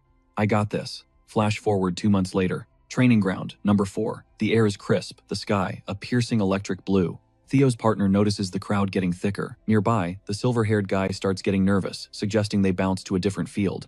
By now, the rumor mill is on fire. Word is the clan head taught Theo a single legendary strike, and everybody wants a piece of him. A blonde guy steps up greeting the others, calling them nothing but lapdogs. Blonde guy demands to know where Theo is hiding. Henry Morris, the Plum Blossom Palace apprentice, has been ghosting training for 2 months. One of the guys figures the coward probably skipped town after his fake hype story got leaked. That crossed a line. Silverhair looks like he swallowed a lemon. The blonde guy keeps pushing. He claims the whole thing's a scam since he won the trial, but nobody actually saw it go down, so he must have been capping hard. Henry comes charging at the group. Sybil, face twisted in pure rage, screams, "How dare a total loser like you!" A silent, menacing mob starts to form. In the background, the tension is loud enough to hear. A lone figure stands locked in sword catching the light. A faint, silent promise of violence hanging in the ether. Sybil, voice dripping with venom, keeps roasting them. "Your ugly trash faces. You guys are zero compared to the young master." A calm voice cuts Sybil off. "You, of all people, really shouldn't be trash-talking anyone's looks." The glint of steel flashes as a hand grips a sword hilt. Heavy anticipation chokes the air. Sybil, totally unfazed, snaps back. Whatever, never liked how these morons kept coming here to start drama, but now they have the guts to diss young Master Theo. The command drops. "Draw your blades, A." Chorus of metallic shings rings out as steel is bared. The declaration hangs heavy, loaded with the promise of a bloodbath. This is war. The speaker doesn't let up. These quitter losers must really have a death wish. A serpentine tail, glowing with an ethereal blue shine, coils through a field of stars. A shockwave ripples through the gathered warriors, their faces twisted in total disbelief. The warriors stand their ground, swords raised high, primed to unleash hell on the incoming enemy. One guy wonders out loud how this is even possible, while another shouts the name Ray. The name Ray Ragnar echoes like thunder. Sybil stays quiet. The text card drops. One of the northern four dogs, the ice sword, Ray Ragnar. Someone laughs loudly. A figure wonders how they could be left out of the fun. A massive dude stands there with a sword the size of a door. The text identifies another. Of the northern four dogs, the black bear Hulkus Ranky. Someone notes that even Ranky pulled up, confirming 2 of the 4 dogs are present. Hulkus Ranky remarks that it's just the 2 of them. He asks where the lightning tiger is while another figure apologizes. Someone yells, asking if they're deaf, and repeats the question about the lightning tiger. A hulking warrior with muscles like steel cables grips a massive blade ready to let loose. A woman stands, unshakable inside the master's training ground, her resolve carved from ice. A statement echoes out. Is someone here to challenge Theo Ragnar? Deep in the bowels of a cave, a figure stands in, silhouette against the falling snow.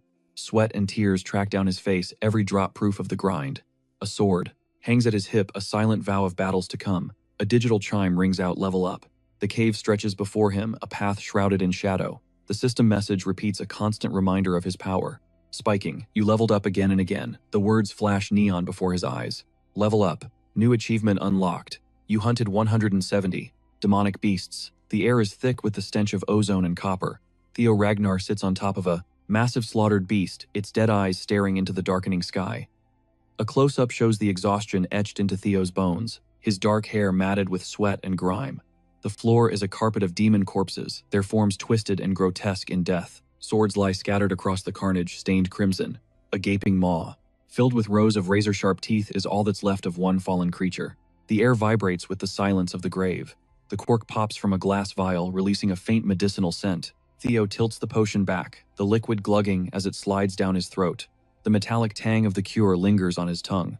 He lets out a heavy breath, popping that beginner potion.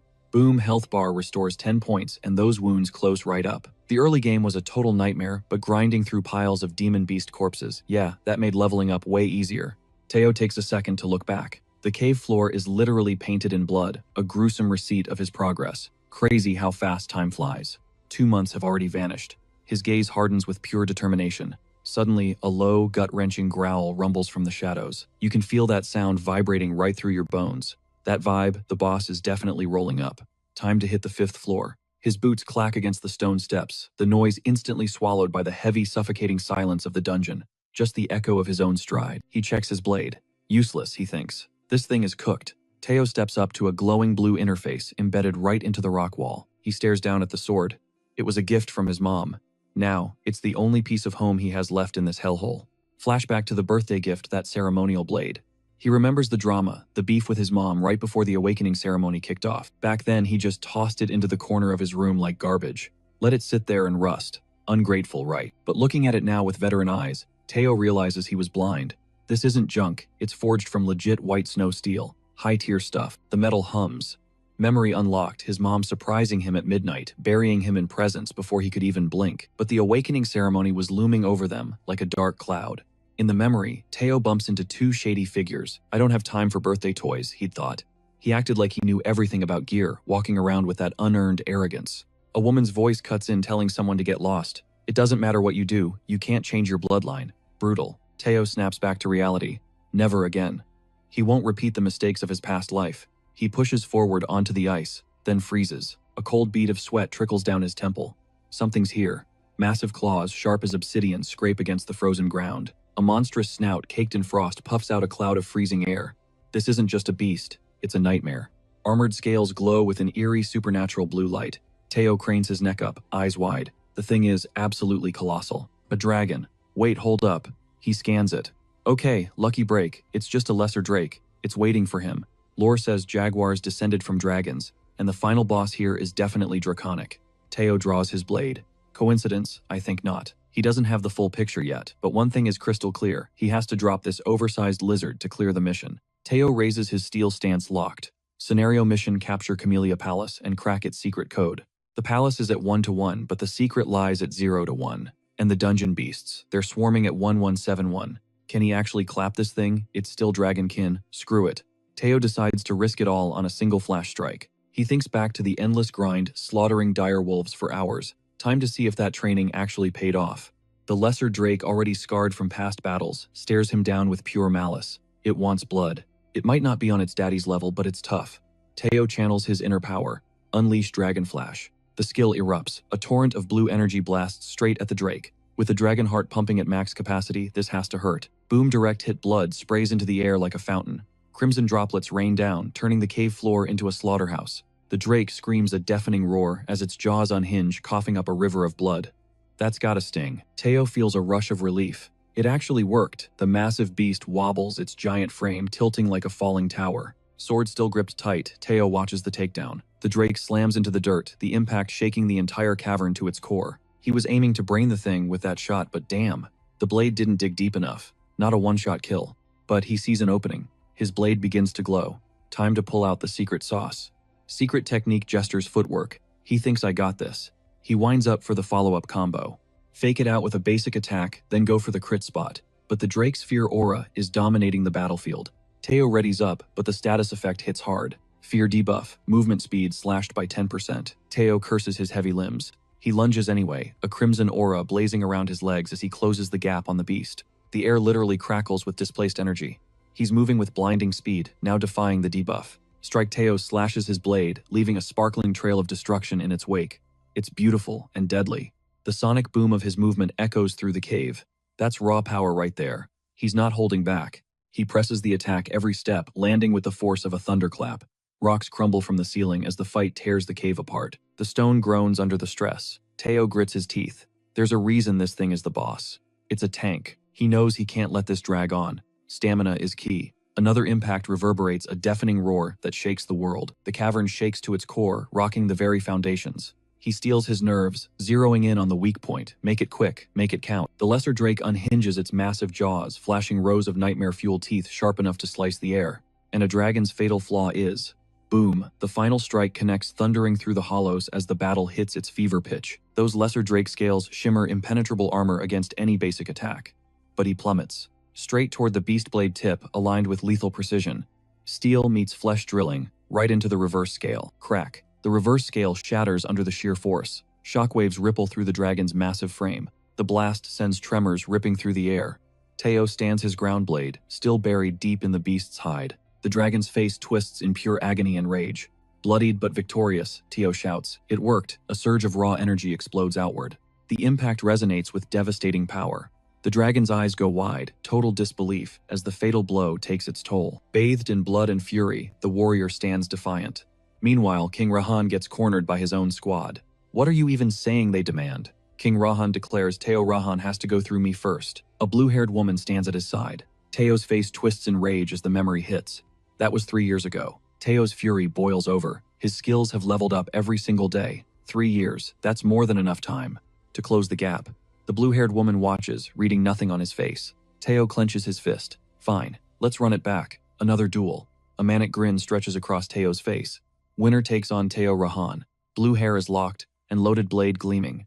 One day, Teo turns his back, face hidden in shadow. Two figures watch the drama unfold. What the hell is going on? One asks. No clue, the other replies, but I'm terrified. A figure walks off into the unknown. Teeth-gritted scar slashing across his cheek, he's bracing for whatever comes next. A voice thunders, dripping with anticipation. So you finally made it, Teo Rahan. The skill. Fear of the lesser drake blankets the battlefield.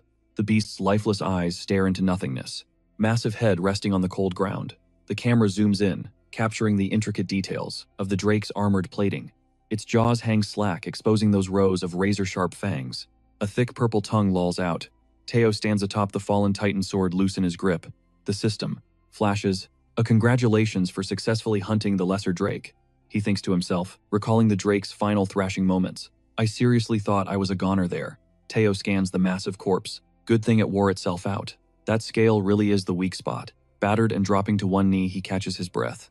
Ping system notification. It displays lesser drake's tooth, a crafting material that boosts durability. Perfect for forging weapons. Another pop-up appears, this time detailing the lesser drake's claw.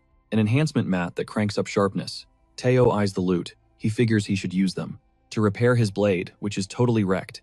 He remembers this was his mom's sword, and hunting that, Drake really did a number on it. Suddenly, a new system alert skill. Obtained. Fear of the lesser drake. Teo blinks surprised. A skill drop. The system pulls up the stats.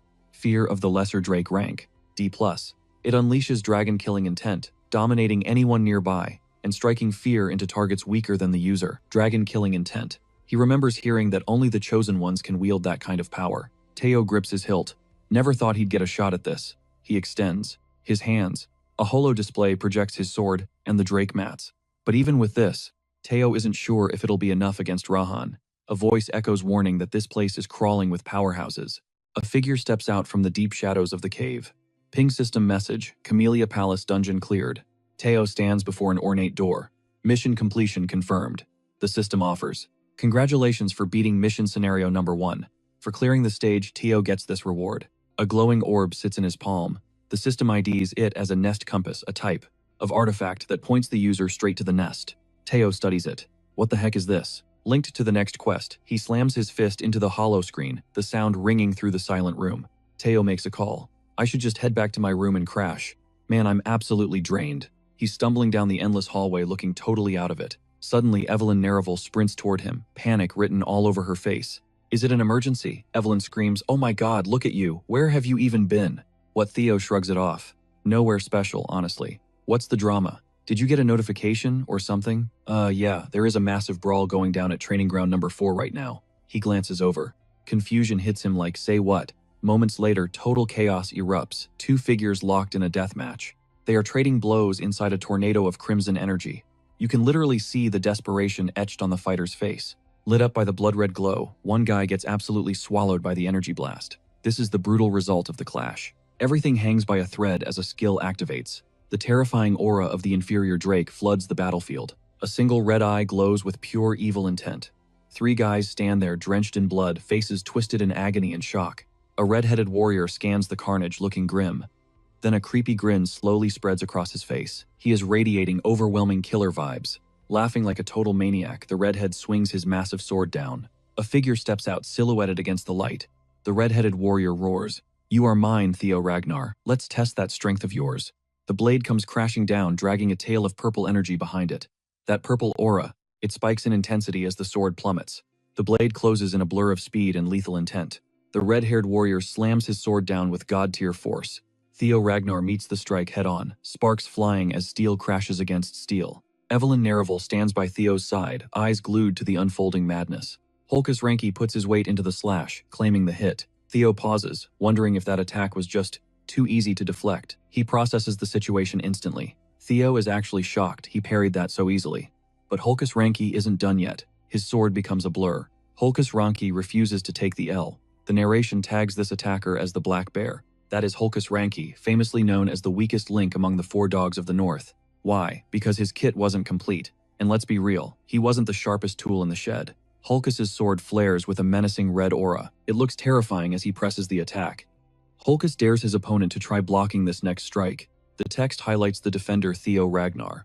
As a member of the Ragnar clan, he has never been gapped in raw strength. And yet against Holkus's blade, the swords collide with a deafening boom sparks, showering the area as the impact ripples out. Through the air, he parries the blow, the blade practically singing as he redirects the incoming attack. The clang of steel echoes a testament to the raw power being traded between these two beasts. A blinding flash erupts, totally obscuring the battlefield for a split second. Theo Ragnar follows up with a lightning-fast kick, aiming to scramble his opponent's brain. Theo Ragnar thinks to himself, is he seriously getting stopped by me? I can even counterattack. Theo Ragnar's stats pop up in his vision. The grind to level up was actually worth it. Holkus Ranki coughs violently, blood spraying from his mouth.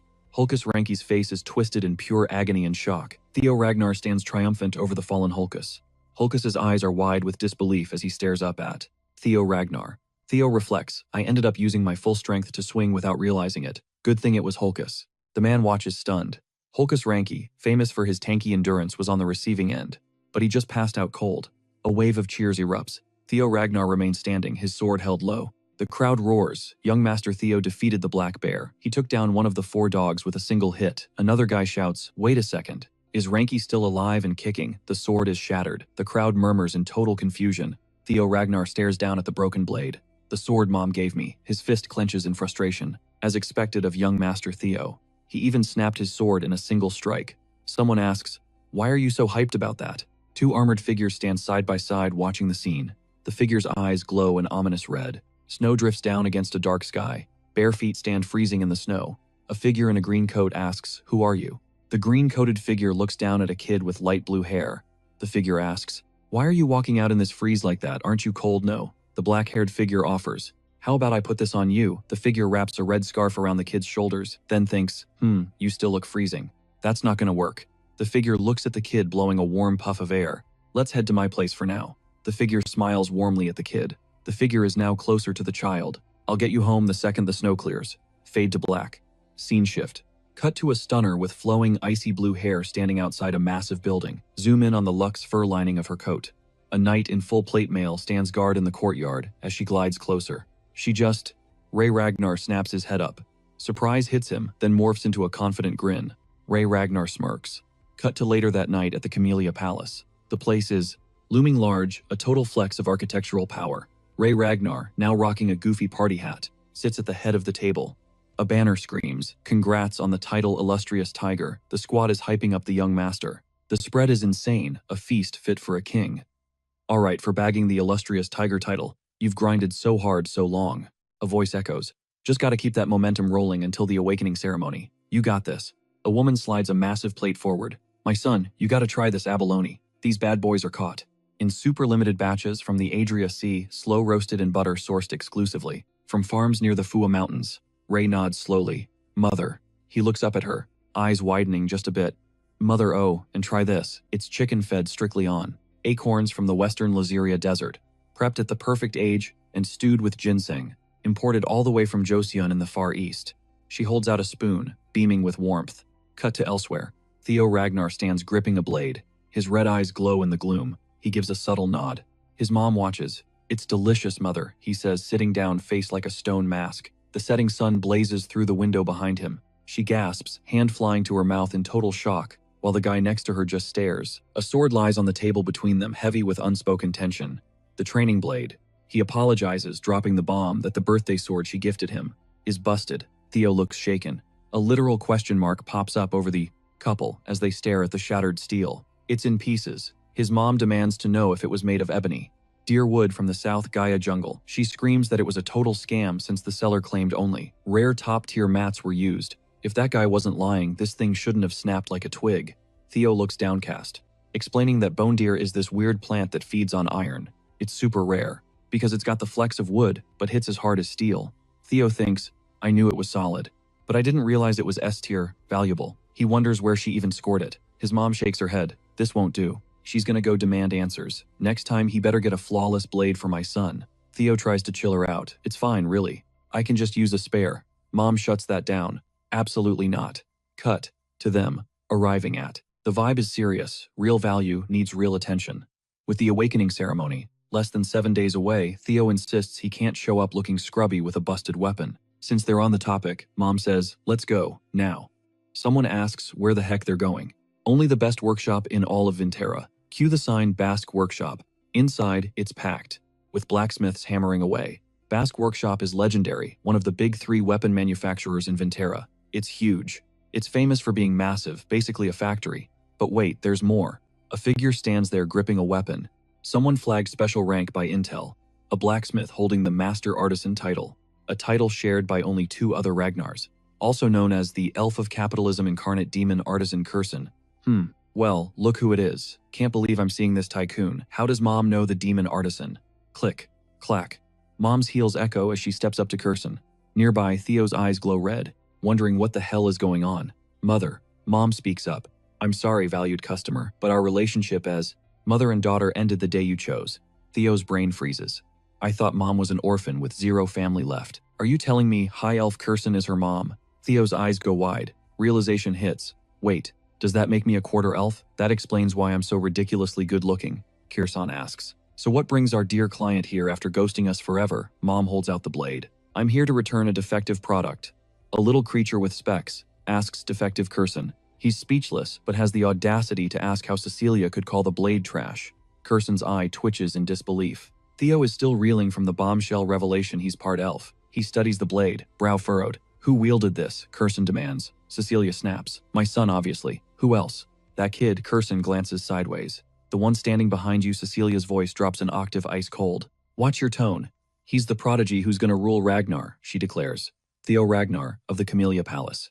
An honor to meet the legendary master of the Basque Workshop. She takes the blade, eyeing it like a hawk. Yeah, I've heard the hype. You raised him right. Anyway, back to business. Was it actually you who? Cecilia cuts in. That's right. The workshop master grunts. See, what did I tell you? It was defective. A voice booms through the hall. Follow me inside. The interior is massive, dripping with wealth. Kirsten asks Mom, what's your connection to the demon artisan? Cecilia doesn't blink. Exactly what you just heard. A dead forge stands silent, fires long extinguished. Evelyn Naravel whispers to Theo Ragnar. So is she actually your mother? Theo shoots back. You wouldn't know. I don't exactly broadcast my past. Evelyn thinks. Only known him for 6 months though. Theo's mind races. Is she my mother? The foster mom who raised me? Or is she just her foster mother? It's complicated. Kurson is obsessed with beauty. Cecilia muses jewels, music theater, even people. She must have really liked her back then, Cecilia reflects. But dwelling on the past is useless. The other woman scoffs. She bets Cecilia didn't see it that way. She wonders how she ever managed to leave this place. That is, she walked out on her own terms, claiming she'd become the wife of the Ragnar clan head. Cecilia's face steals over a flicker of agony in her eyes. Would she really march into that hellhole of her own free will? What a fool she was. It's a miracle she survived this long. The clan head was just too damn handsome. So elegant, so powerful, and he adored her. But after running away like that, she came crawling back last year, begging for a sword for her son. I've never seen such a lack of shame, Kurson thinks. Geez, why say that in front of my kid? Am I wrong? Though, the woman snaps. She's never seen Cecilia clap back like this. She realizes she never actually knew anything about her mother. In her past life, she wonders if she was just too obsessed with the clan, too consumed by it. Plus, the demon artisan clearly had a soft spot for Cecilia. So why didn't she help in the last timeline? Thud, thud. The sound of boots echoes. They've arrived. This is her sanctuary, the main office. One guy asks why she dragged them this deep into the complex. Kurson orders Cecilia to wait outside, adding, you better craft me a masterpiece to make up for this. A heavy knock reverberates. A voice hollers, is that Cecilia? The words mother and son hang in the air. The two figures stand in the room. Cecilia decides to cut the crap and ask straight up. She asks if they have the artifact. The camera zooms in tight on a hand clutching a relic of the primordial dragon. Theo looks floored. The primordial dragon, he questions. The ancestor of the guardian dragon that protects our clan. The voice continues mentioning the old legend that their progenitor scattered the primordial dragon's treasures across Wintera for the Ragnar descendants. Cecilia plays dumb. It's just a fairy tale. Theo stares daggers at her. Cecilia gasps, shifting gears. How did your sword end up in such bad shape? She asks for the repair bill, apologizing profusely. Theo ignores the money, wondering why she brought up the relic. Then he tells her to drop it. It'd be faster if I just showed you. His hand grazes the cold metal. The elf-eared woman reaches out, pausing just inches from the massive chains binding a dark metal coffin. "What do you see?" Cecilia asks. Theo's gaze locks on, his eyes flaring with inner light. The coffin pulses with a faint blue aura. Theo recognizes that glow instantly. It's the same energy he saw at the Camellia Palace dungeon. Cecilia admits, "I don't see or feel a thing." The elf woman studies the coffin. Going by his reaction, Cecilia notes he definitely sees something we don't. Theo stands before the sarcophagus. Text flashes on screen. Primordial dragon relic. Long ago, in the age of myths, the dragon ripped out one of its own fangs to forge a blade. A visual of a monstrous dragon with glowing eyes fills the frame. Razor-sharp details reveal the truth. This beast is the legendary White Moonlight Blade. The steel pulses, its dark metal catching an ethereal glow. A disembodied voice booms through the chamber promising ownership to anyone bold enough to shatter the case's seal and claim the weapon. Teo's eyes go wide, shock flashing across his face. But there's a catch. The voice warns that failure means death. A silhouette peers down, expression hidden behind thick goggles. The figure asks if he's ready to roll the dice. Teo smirks, crimson eyes blazing with pure ambition. Inner monologue screaming, "That blade is mine. It's the infamous White Moonlight Blade.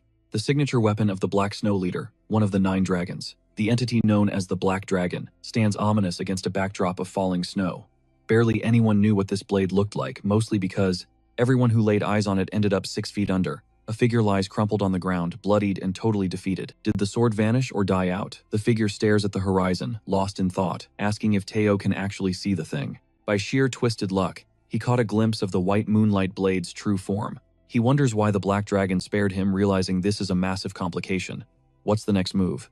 The Black Dragon's White Moonlight Blade is right here, a legit relic of the primordial dragon. 4 years later, he finally tracked down the Black Dragon. Kursan had held onto the blade that entire time. A voice asks if anyone wants to step up. Teo decides he needs to secure this asset no matter the cost. "That sword belongs to me." Is this vibe similar to the Camellia Palace? If so, this blue key is the answer. A blue key flashes into view. He questions the item before jamming it straight into the lock. The key turns with a click. Instantly, a massive energy wave swallows the world, crackling with raw, unbridled power. He gasps, sharp and loud, as the light blinds him. The energy drags him downward, drowning him in a pool of shimmering darkness. What is going on?" he shouts, voice dripping with confusion and fear. Vertigo hits hard, blurring the edges of reality. He screams again, his voice bouncing off the warped space.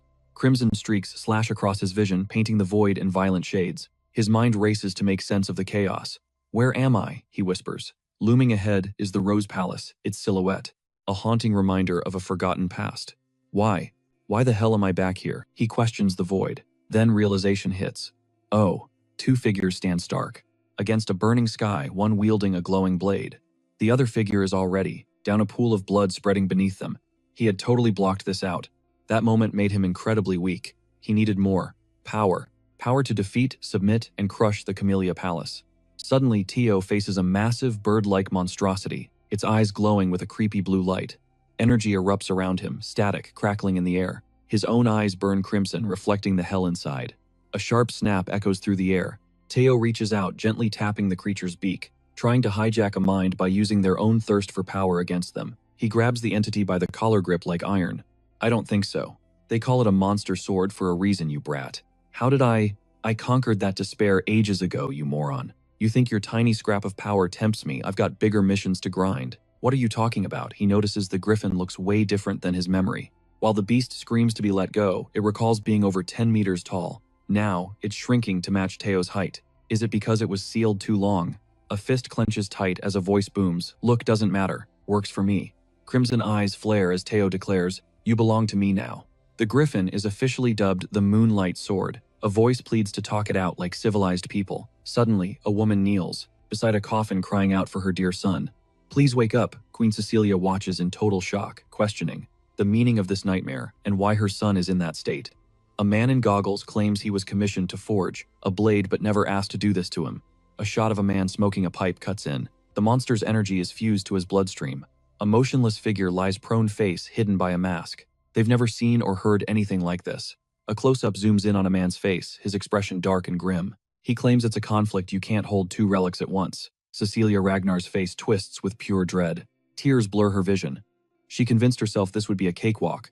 But now, she's terrified her son is walking into a death trap. The elf woman rocking goggles lets out a feral growl. She's swearing a blood oath that forgiveness is off the table. Knuckles turn white as a hand clamps down on the haft of a massive, decked-out battle axe. Dressed in crimson, the woman plants herself between the danger and the fallen figure, a shield against the chaotic energy spiraling around them. Gravity takes over. A body freefalls engulfed in a raging torrent of blue mana. Confusion hangs thick in the air. What just happened? One lone silhouette stands tall inside that blue hurricane. He's dead center of the storm, wrapped in a violent vortex of pitch-black energy.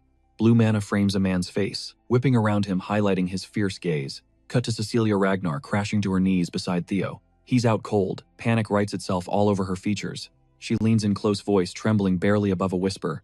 "Theo, can you hear me?" She doesn't wait. Cecilia scoops him into a bone-crushing hug, desperation, screaming from her expression as she calls his name. Tears finally spill over as she pours out her fear. But then Theo stirs. He's chill, reassuring her, insisting he's totally fine and she needs to relax. Nearby, the elf lets out a massive sigh. Crisis averted. As the mother and son moment settles, a holographic system window pops up. Jackpot. Theo just secured ownership of the white moonlight sword. Internal monologue time, Theo replays the fight. He knows he barely scraped by. Pure luck. He realizes the griffin was nerfed easy pickings only because it had been sealed up so recently. Staring down the defeated beast, Theo thinks, yeah, mind games don't work on something this savage. Ding, another notification. Theo's mana stats are going crazy, skyrocketing after draining the monster energy straight from the blade. The notifications keep scrolling, showing a gain of 30 magic power points. But it doesn't stop there. His total magic power just shattered the 200 mark. A smirk plays on Theo's lips as his hand ignites with a blue aura. Next prompt confirms he's hit high-rank swordsman levels. Plus, he unlocked a new perk, the Divinity. It buffs his physical stats and boosts mana recovery by 1.5%. Still, he thinks kind of a bummer that he can't go full throttle yet. He's got to keep a low profile until the awakening ceremony drops. System says, congrats on shocking the elf and pulling this off. Ed Troyven steps up, checking if the deal is still on. The elf claps back instantly. Do I look like a scammer? Elves can't lie, genius. Theo eyes the blade confused. The thing is vibrating, acting all rebellious like it refuses to acknowledge him as the boss. Ed shakes his head. Nah, it's not rejection. That bad boy is just claustrophobic after being locked up for centuries. It finally tastes freedom and wants to scream. It needs to vent some serious rage. It's out in the wild and ready to blow. Ed points to the far side of the room, suggesting Theo smash that wall with everything he's got. Someone whispers, "Is that safe?" Cecilia holds out a glowing orb, face unreadable as she warns him. Theo just scoffs, waving her off. Seriously, stop worrying about nothing. It's just the white moonlight sword. He glances at the grimy workshop background. Internal monologue kicks in. I can't trash this workshop, but the doubt is getting on his nerves. Theo's eyes narrow, a spark of mischief dancing in his gaze. Is that so? He steps forward, plotting. Since I can cloak my dragon heart on command, why not flex a little? Time to see what this legendary blade can actually do. Theo grips the hilt, flooding it with mana. Alright then, stand back. I'm about to get loud. Power surges. He swings the sword into position, the air around him literally sizzling with static. The blade ignites, bathing the room in ghostly blue light. Info box pops up. A monster sword. Possessed by a griffin, a relic of the primordial dragon. He winds up for the strike. Blue energy ramping up to critical levels. Cecilia and Ed watch jaws dropping, caught between awe and terror. Whoa. They're stunned. Wait, hold on. Energy gathers at the blade's tip.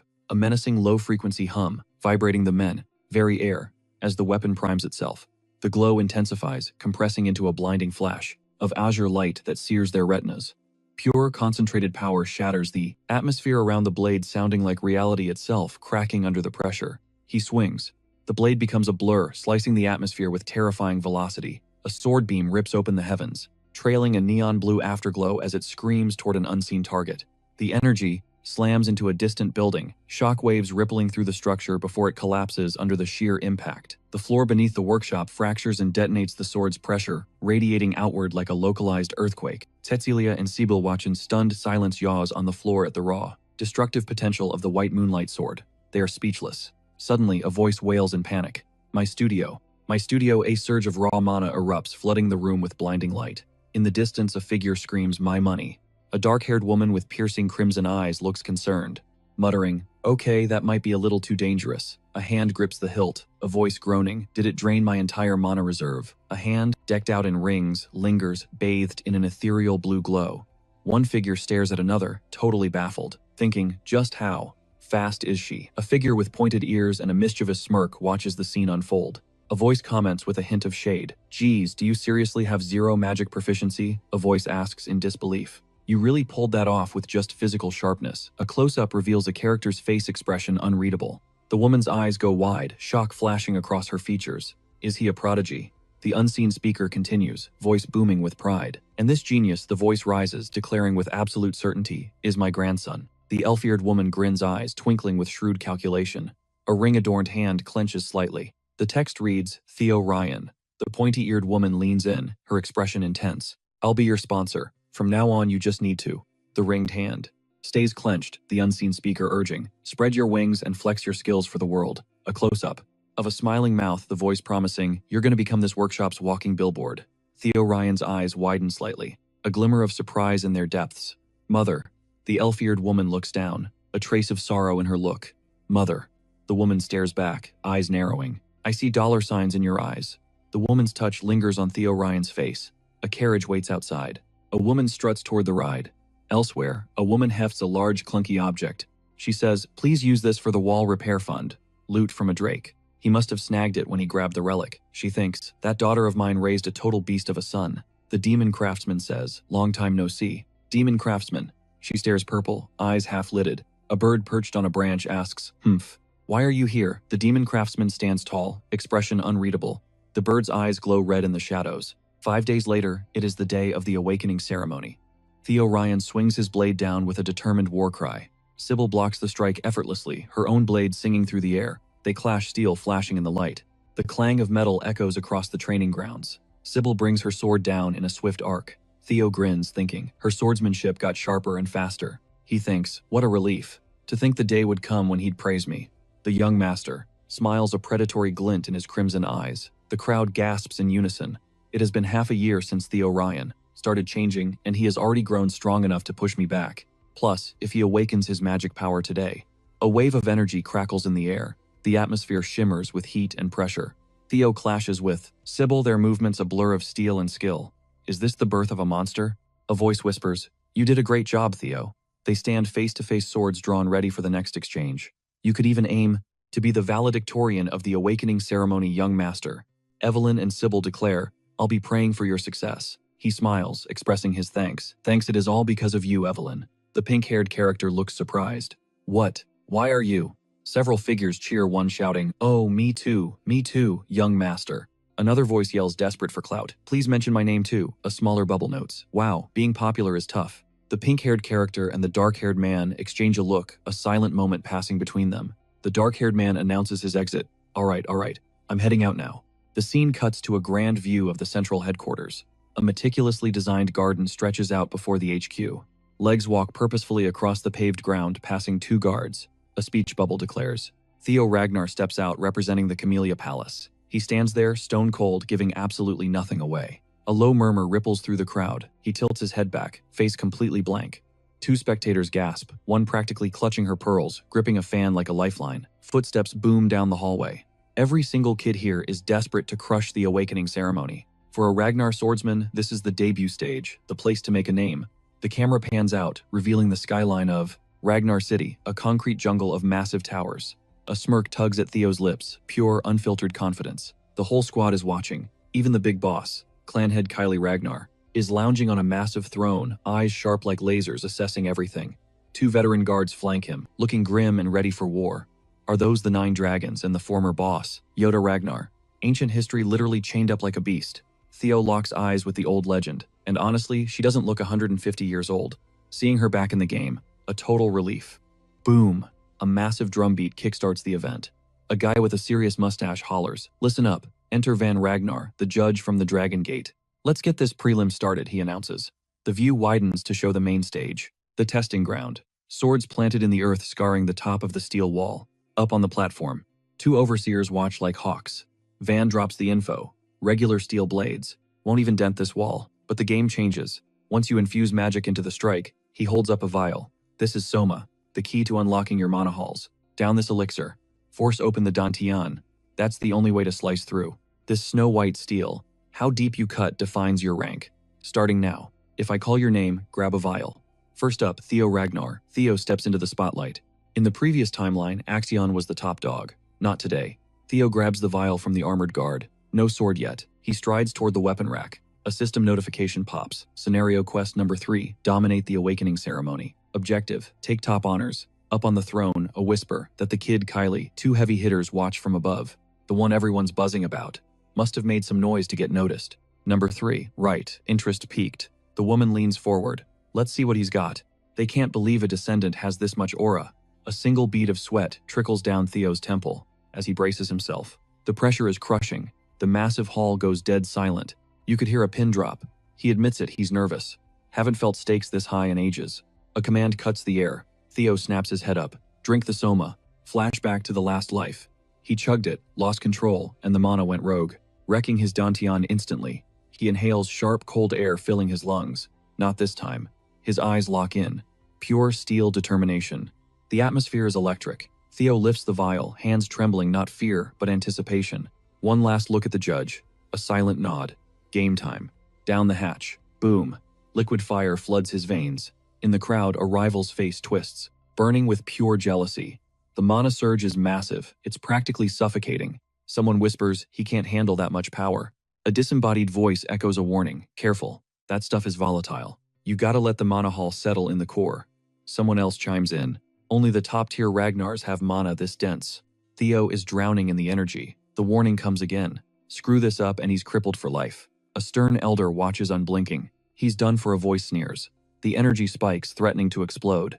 Theo fights back, body rigid, wrestling the storm inside. The elder's face shifts. To total shock. Did he just absorb it? A smirk forms. Theo opens his eyes. Dragonheart plus a mana hall overpowered. It's almost unfair. Compared to the last timeline, too easy. It's official. Theo Ragnar is back in business. I'm tapping into the overflow. Theo strides forward, an aura of pure mana, violently spiraling around him. Blade raised. Locked in. His face turns into a mask of cold resolve as the very air begins to sizzle with static. Theo claims he's just letting it all flood out. Suddenly, a blinding torrent of raw mana swallows him whole. 3 armored knights brace themselves, their faces twisted somewhere between hype and total dread. A colossal dragon-esque specter manifests from the ether, its silhouette snapping and popping with untamed energy, the surge spikes swelling into a blinding tsunami of power. It screams a deafening symphony of arcane dominance. Flash, a single burst shears through the darkness, blinding the gallery. Theo watches, eyes narrowing with a mix of grit and anxiety. Arms crossed, a mysterious observer takes it all in. Crack. The stone floor fractures under the sheer pressure of the moment. The fissures split wide open, unveiling the terrain ahead. You can literally feel the air vibrating with anticipation. An endless graveyard of swords stretches out before him, silent monuments to the struggles of the past. A booming voice shatters the silence. Theo Ragnar. Past. He marches forward, laser-focused on the invisible finish line. Unbelievable, the observers mutter. That slash unleashed mana levels we haven't seen since the days of Torquel. The jinx haunting Theo is officially dead. As his legend starts going viral across the realm, Theo's eyes go wide. A soft, disbelief-filled chuckle escapes his lips. The game has finally changed. It took everything, but he's finally standing at the true starting line, just like the rest of them. And suddenly everyone wants a piece of this breakout performance. Osa Ragnar Plunus is already eyeing him for an apprenticeship. Meanwhile, Julius Ragnar looks salty about all the hype. With the spotlight fixed on Theo, Ray Ragnar stays guarded. But Hilda Ragnar, she's definitely intrigued. Cecilia Ragnar shoots a smirk, clearly enjoying the chaos. The Lady of the Rose Palace settles into her seat with lethal grace, radiating pure confidence. Footsteps echo from the shadows. A narrator muses the Black Dragon and Sword Dragon were wild cards. Hilda Ragnar stands amidst the elite. The voice continues, but grabbing Hilda's attention, that's the real game changer. Makes me especially happy. A towering figure rises. After all, she holds the heart of Garuda. Shadows mask his face, internal monologue running wild. If I could just get my hands on that. His gaze burns with intensity. Locked onto an invisible prize. Snap energy crackles, power unleashed. Sylvia drops into a combat stance. Rock steady. Sylvia's face is a portrait of sheer will. Nearby, a man cracks a grin. I made the cut too, young Master Theo. Ray Ragnar stands in the eye of an energy storm primed to strike. Crimson energy detonates around Kuzlan as he coils for an attack. Remington Narcio steps up, blade gleaming in the harsh light. A blur of blue energy blitzes past at god-tier speed. The aftermath of the strike leaves the ground frozen solid. Shattered shards scatter everywhere. A man with slicked-back white hair speaks up. The 4 dogs of the north all posted numbers. Monstrous results. He pauses. But none of them left a crater quite like the young master. An empty, cavernous hall stretches into the dark. A voice thunders. Now, the final contender is. Figures stand at attention, clad in obsidian leg armor. A dark-haired man with a stoic expression stands his ground like a statue. Someone bellows Action, Ragnar front and center. He stands ready, sword gripped for war. He weighs the odds.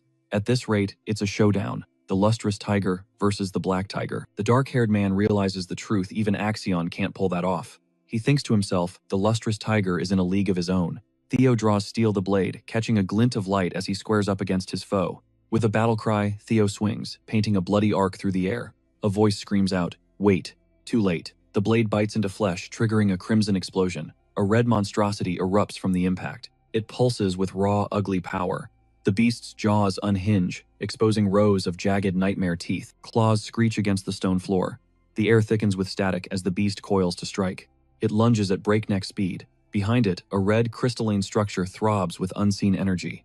The man with the perfectly groomed mustache murmurs, "Well now, I've been caught off guard more than once today." The crystal formation flares up, razor-sharp edges gleaming. A deep, resonant thrum vibrates from its core. The structure towers over them, the name Action branded across its surface. One man gasps, "How is that even possible? They're practically identical." A disembodied voice cuts in. In this dead heat, precision ranking decides the victor. The young master stands absolute amidst the snow-dusted ruins, his blade gleaming in the pale light. He exhales slowly, breath turning to white mist in the cold. The arena is colossal, dwarfing the tiny figures below. The man with the mustache steps up. That officially wraps up Phase 1 of the Awakening ceremony. Killer work, everyone. Someone's clearly hyped, noticing the massive spike in the scores this year. Then the announcement drops. Survivors get ready to face Stage 2 of the ceremony in exactly 4 days. And now the moment of truth. The rankings are finally about to drop. Look at the tension on those faces. A cascade of light floods the scene, shifting the whole vibe. The MVP of Stage 1 is. The screen splits between two candidates, poker faces locked in. Close up on the ceremonial drip, you know the stakes just went up. The voice booms through the hall. The top ranker of the Awakening ceremony is. The Academy towers rise up, piercing the heavens. Profiles set eyes intense. A sword flashes. The crowd goes absolutely feral as the name Tio. Raynar hits the airwaves. A tidal wave of cheers erupts. Mustache Man says, "You pulled a perfect score. 10 out of 10. He keeps gushing. Literal perfection. Technique, magic, power, control, S tier.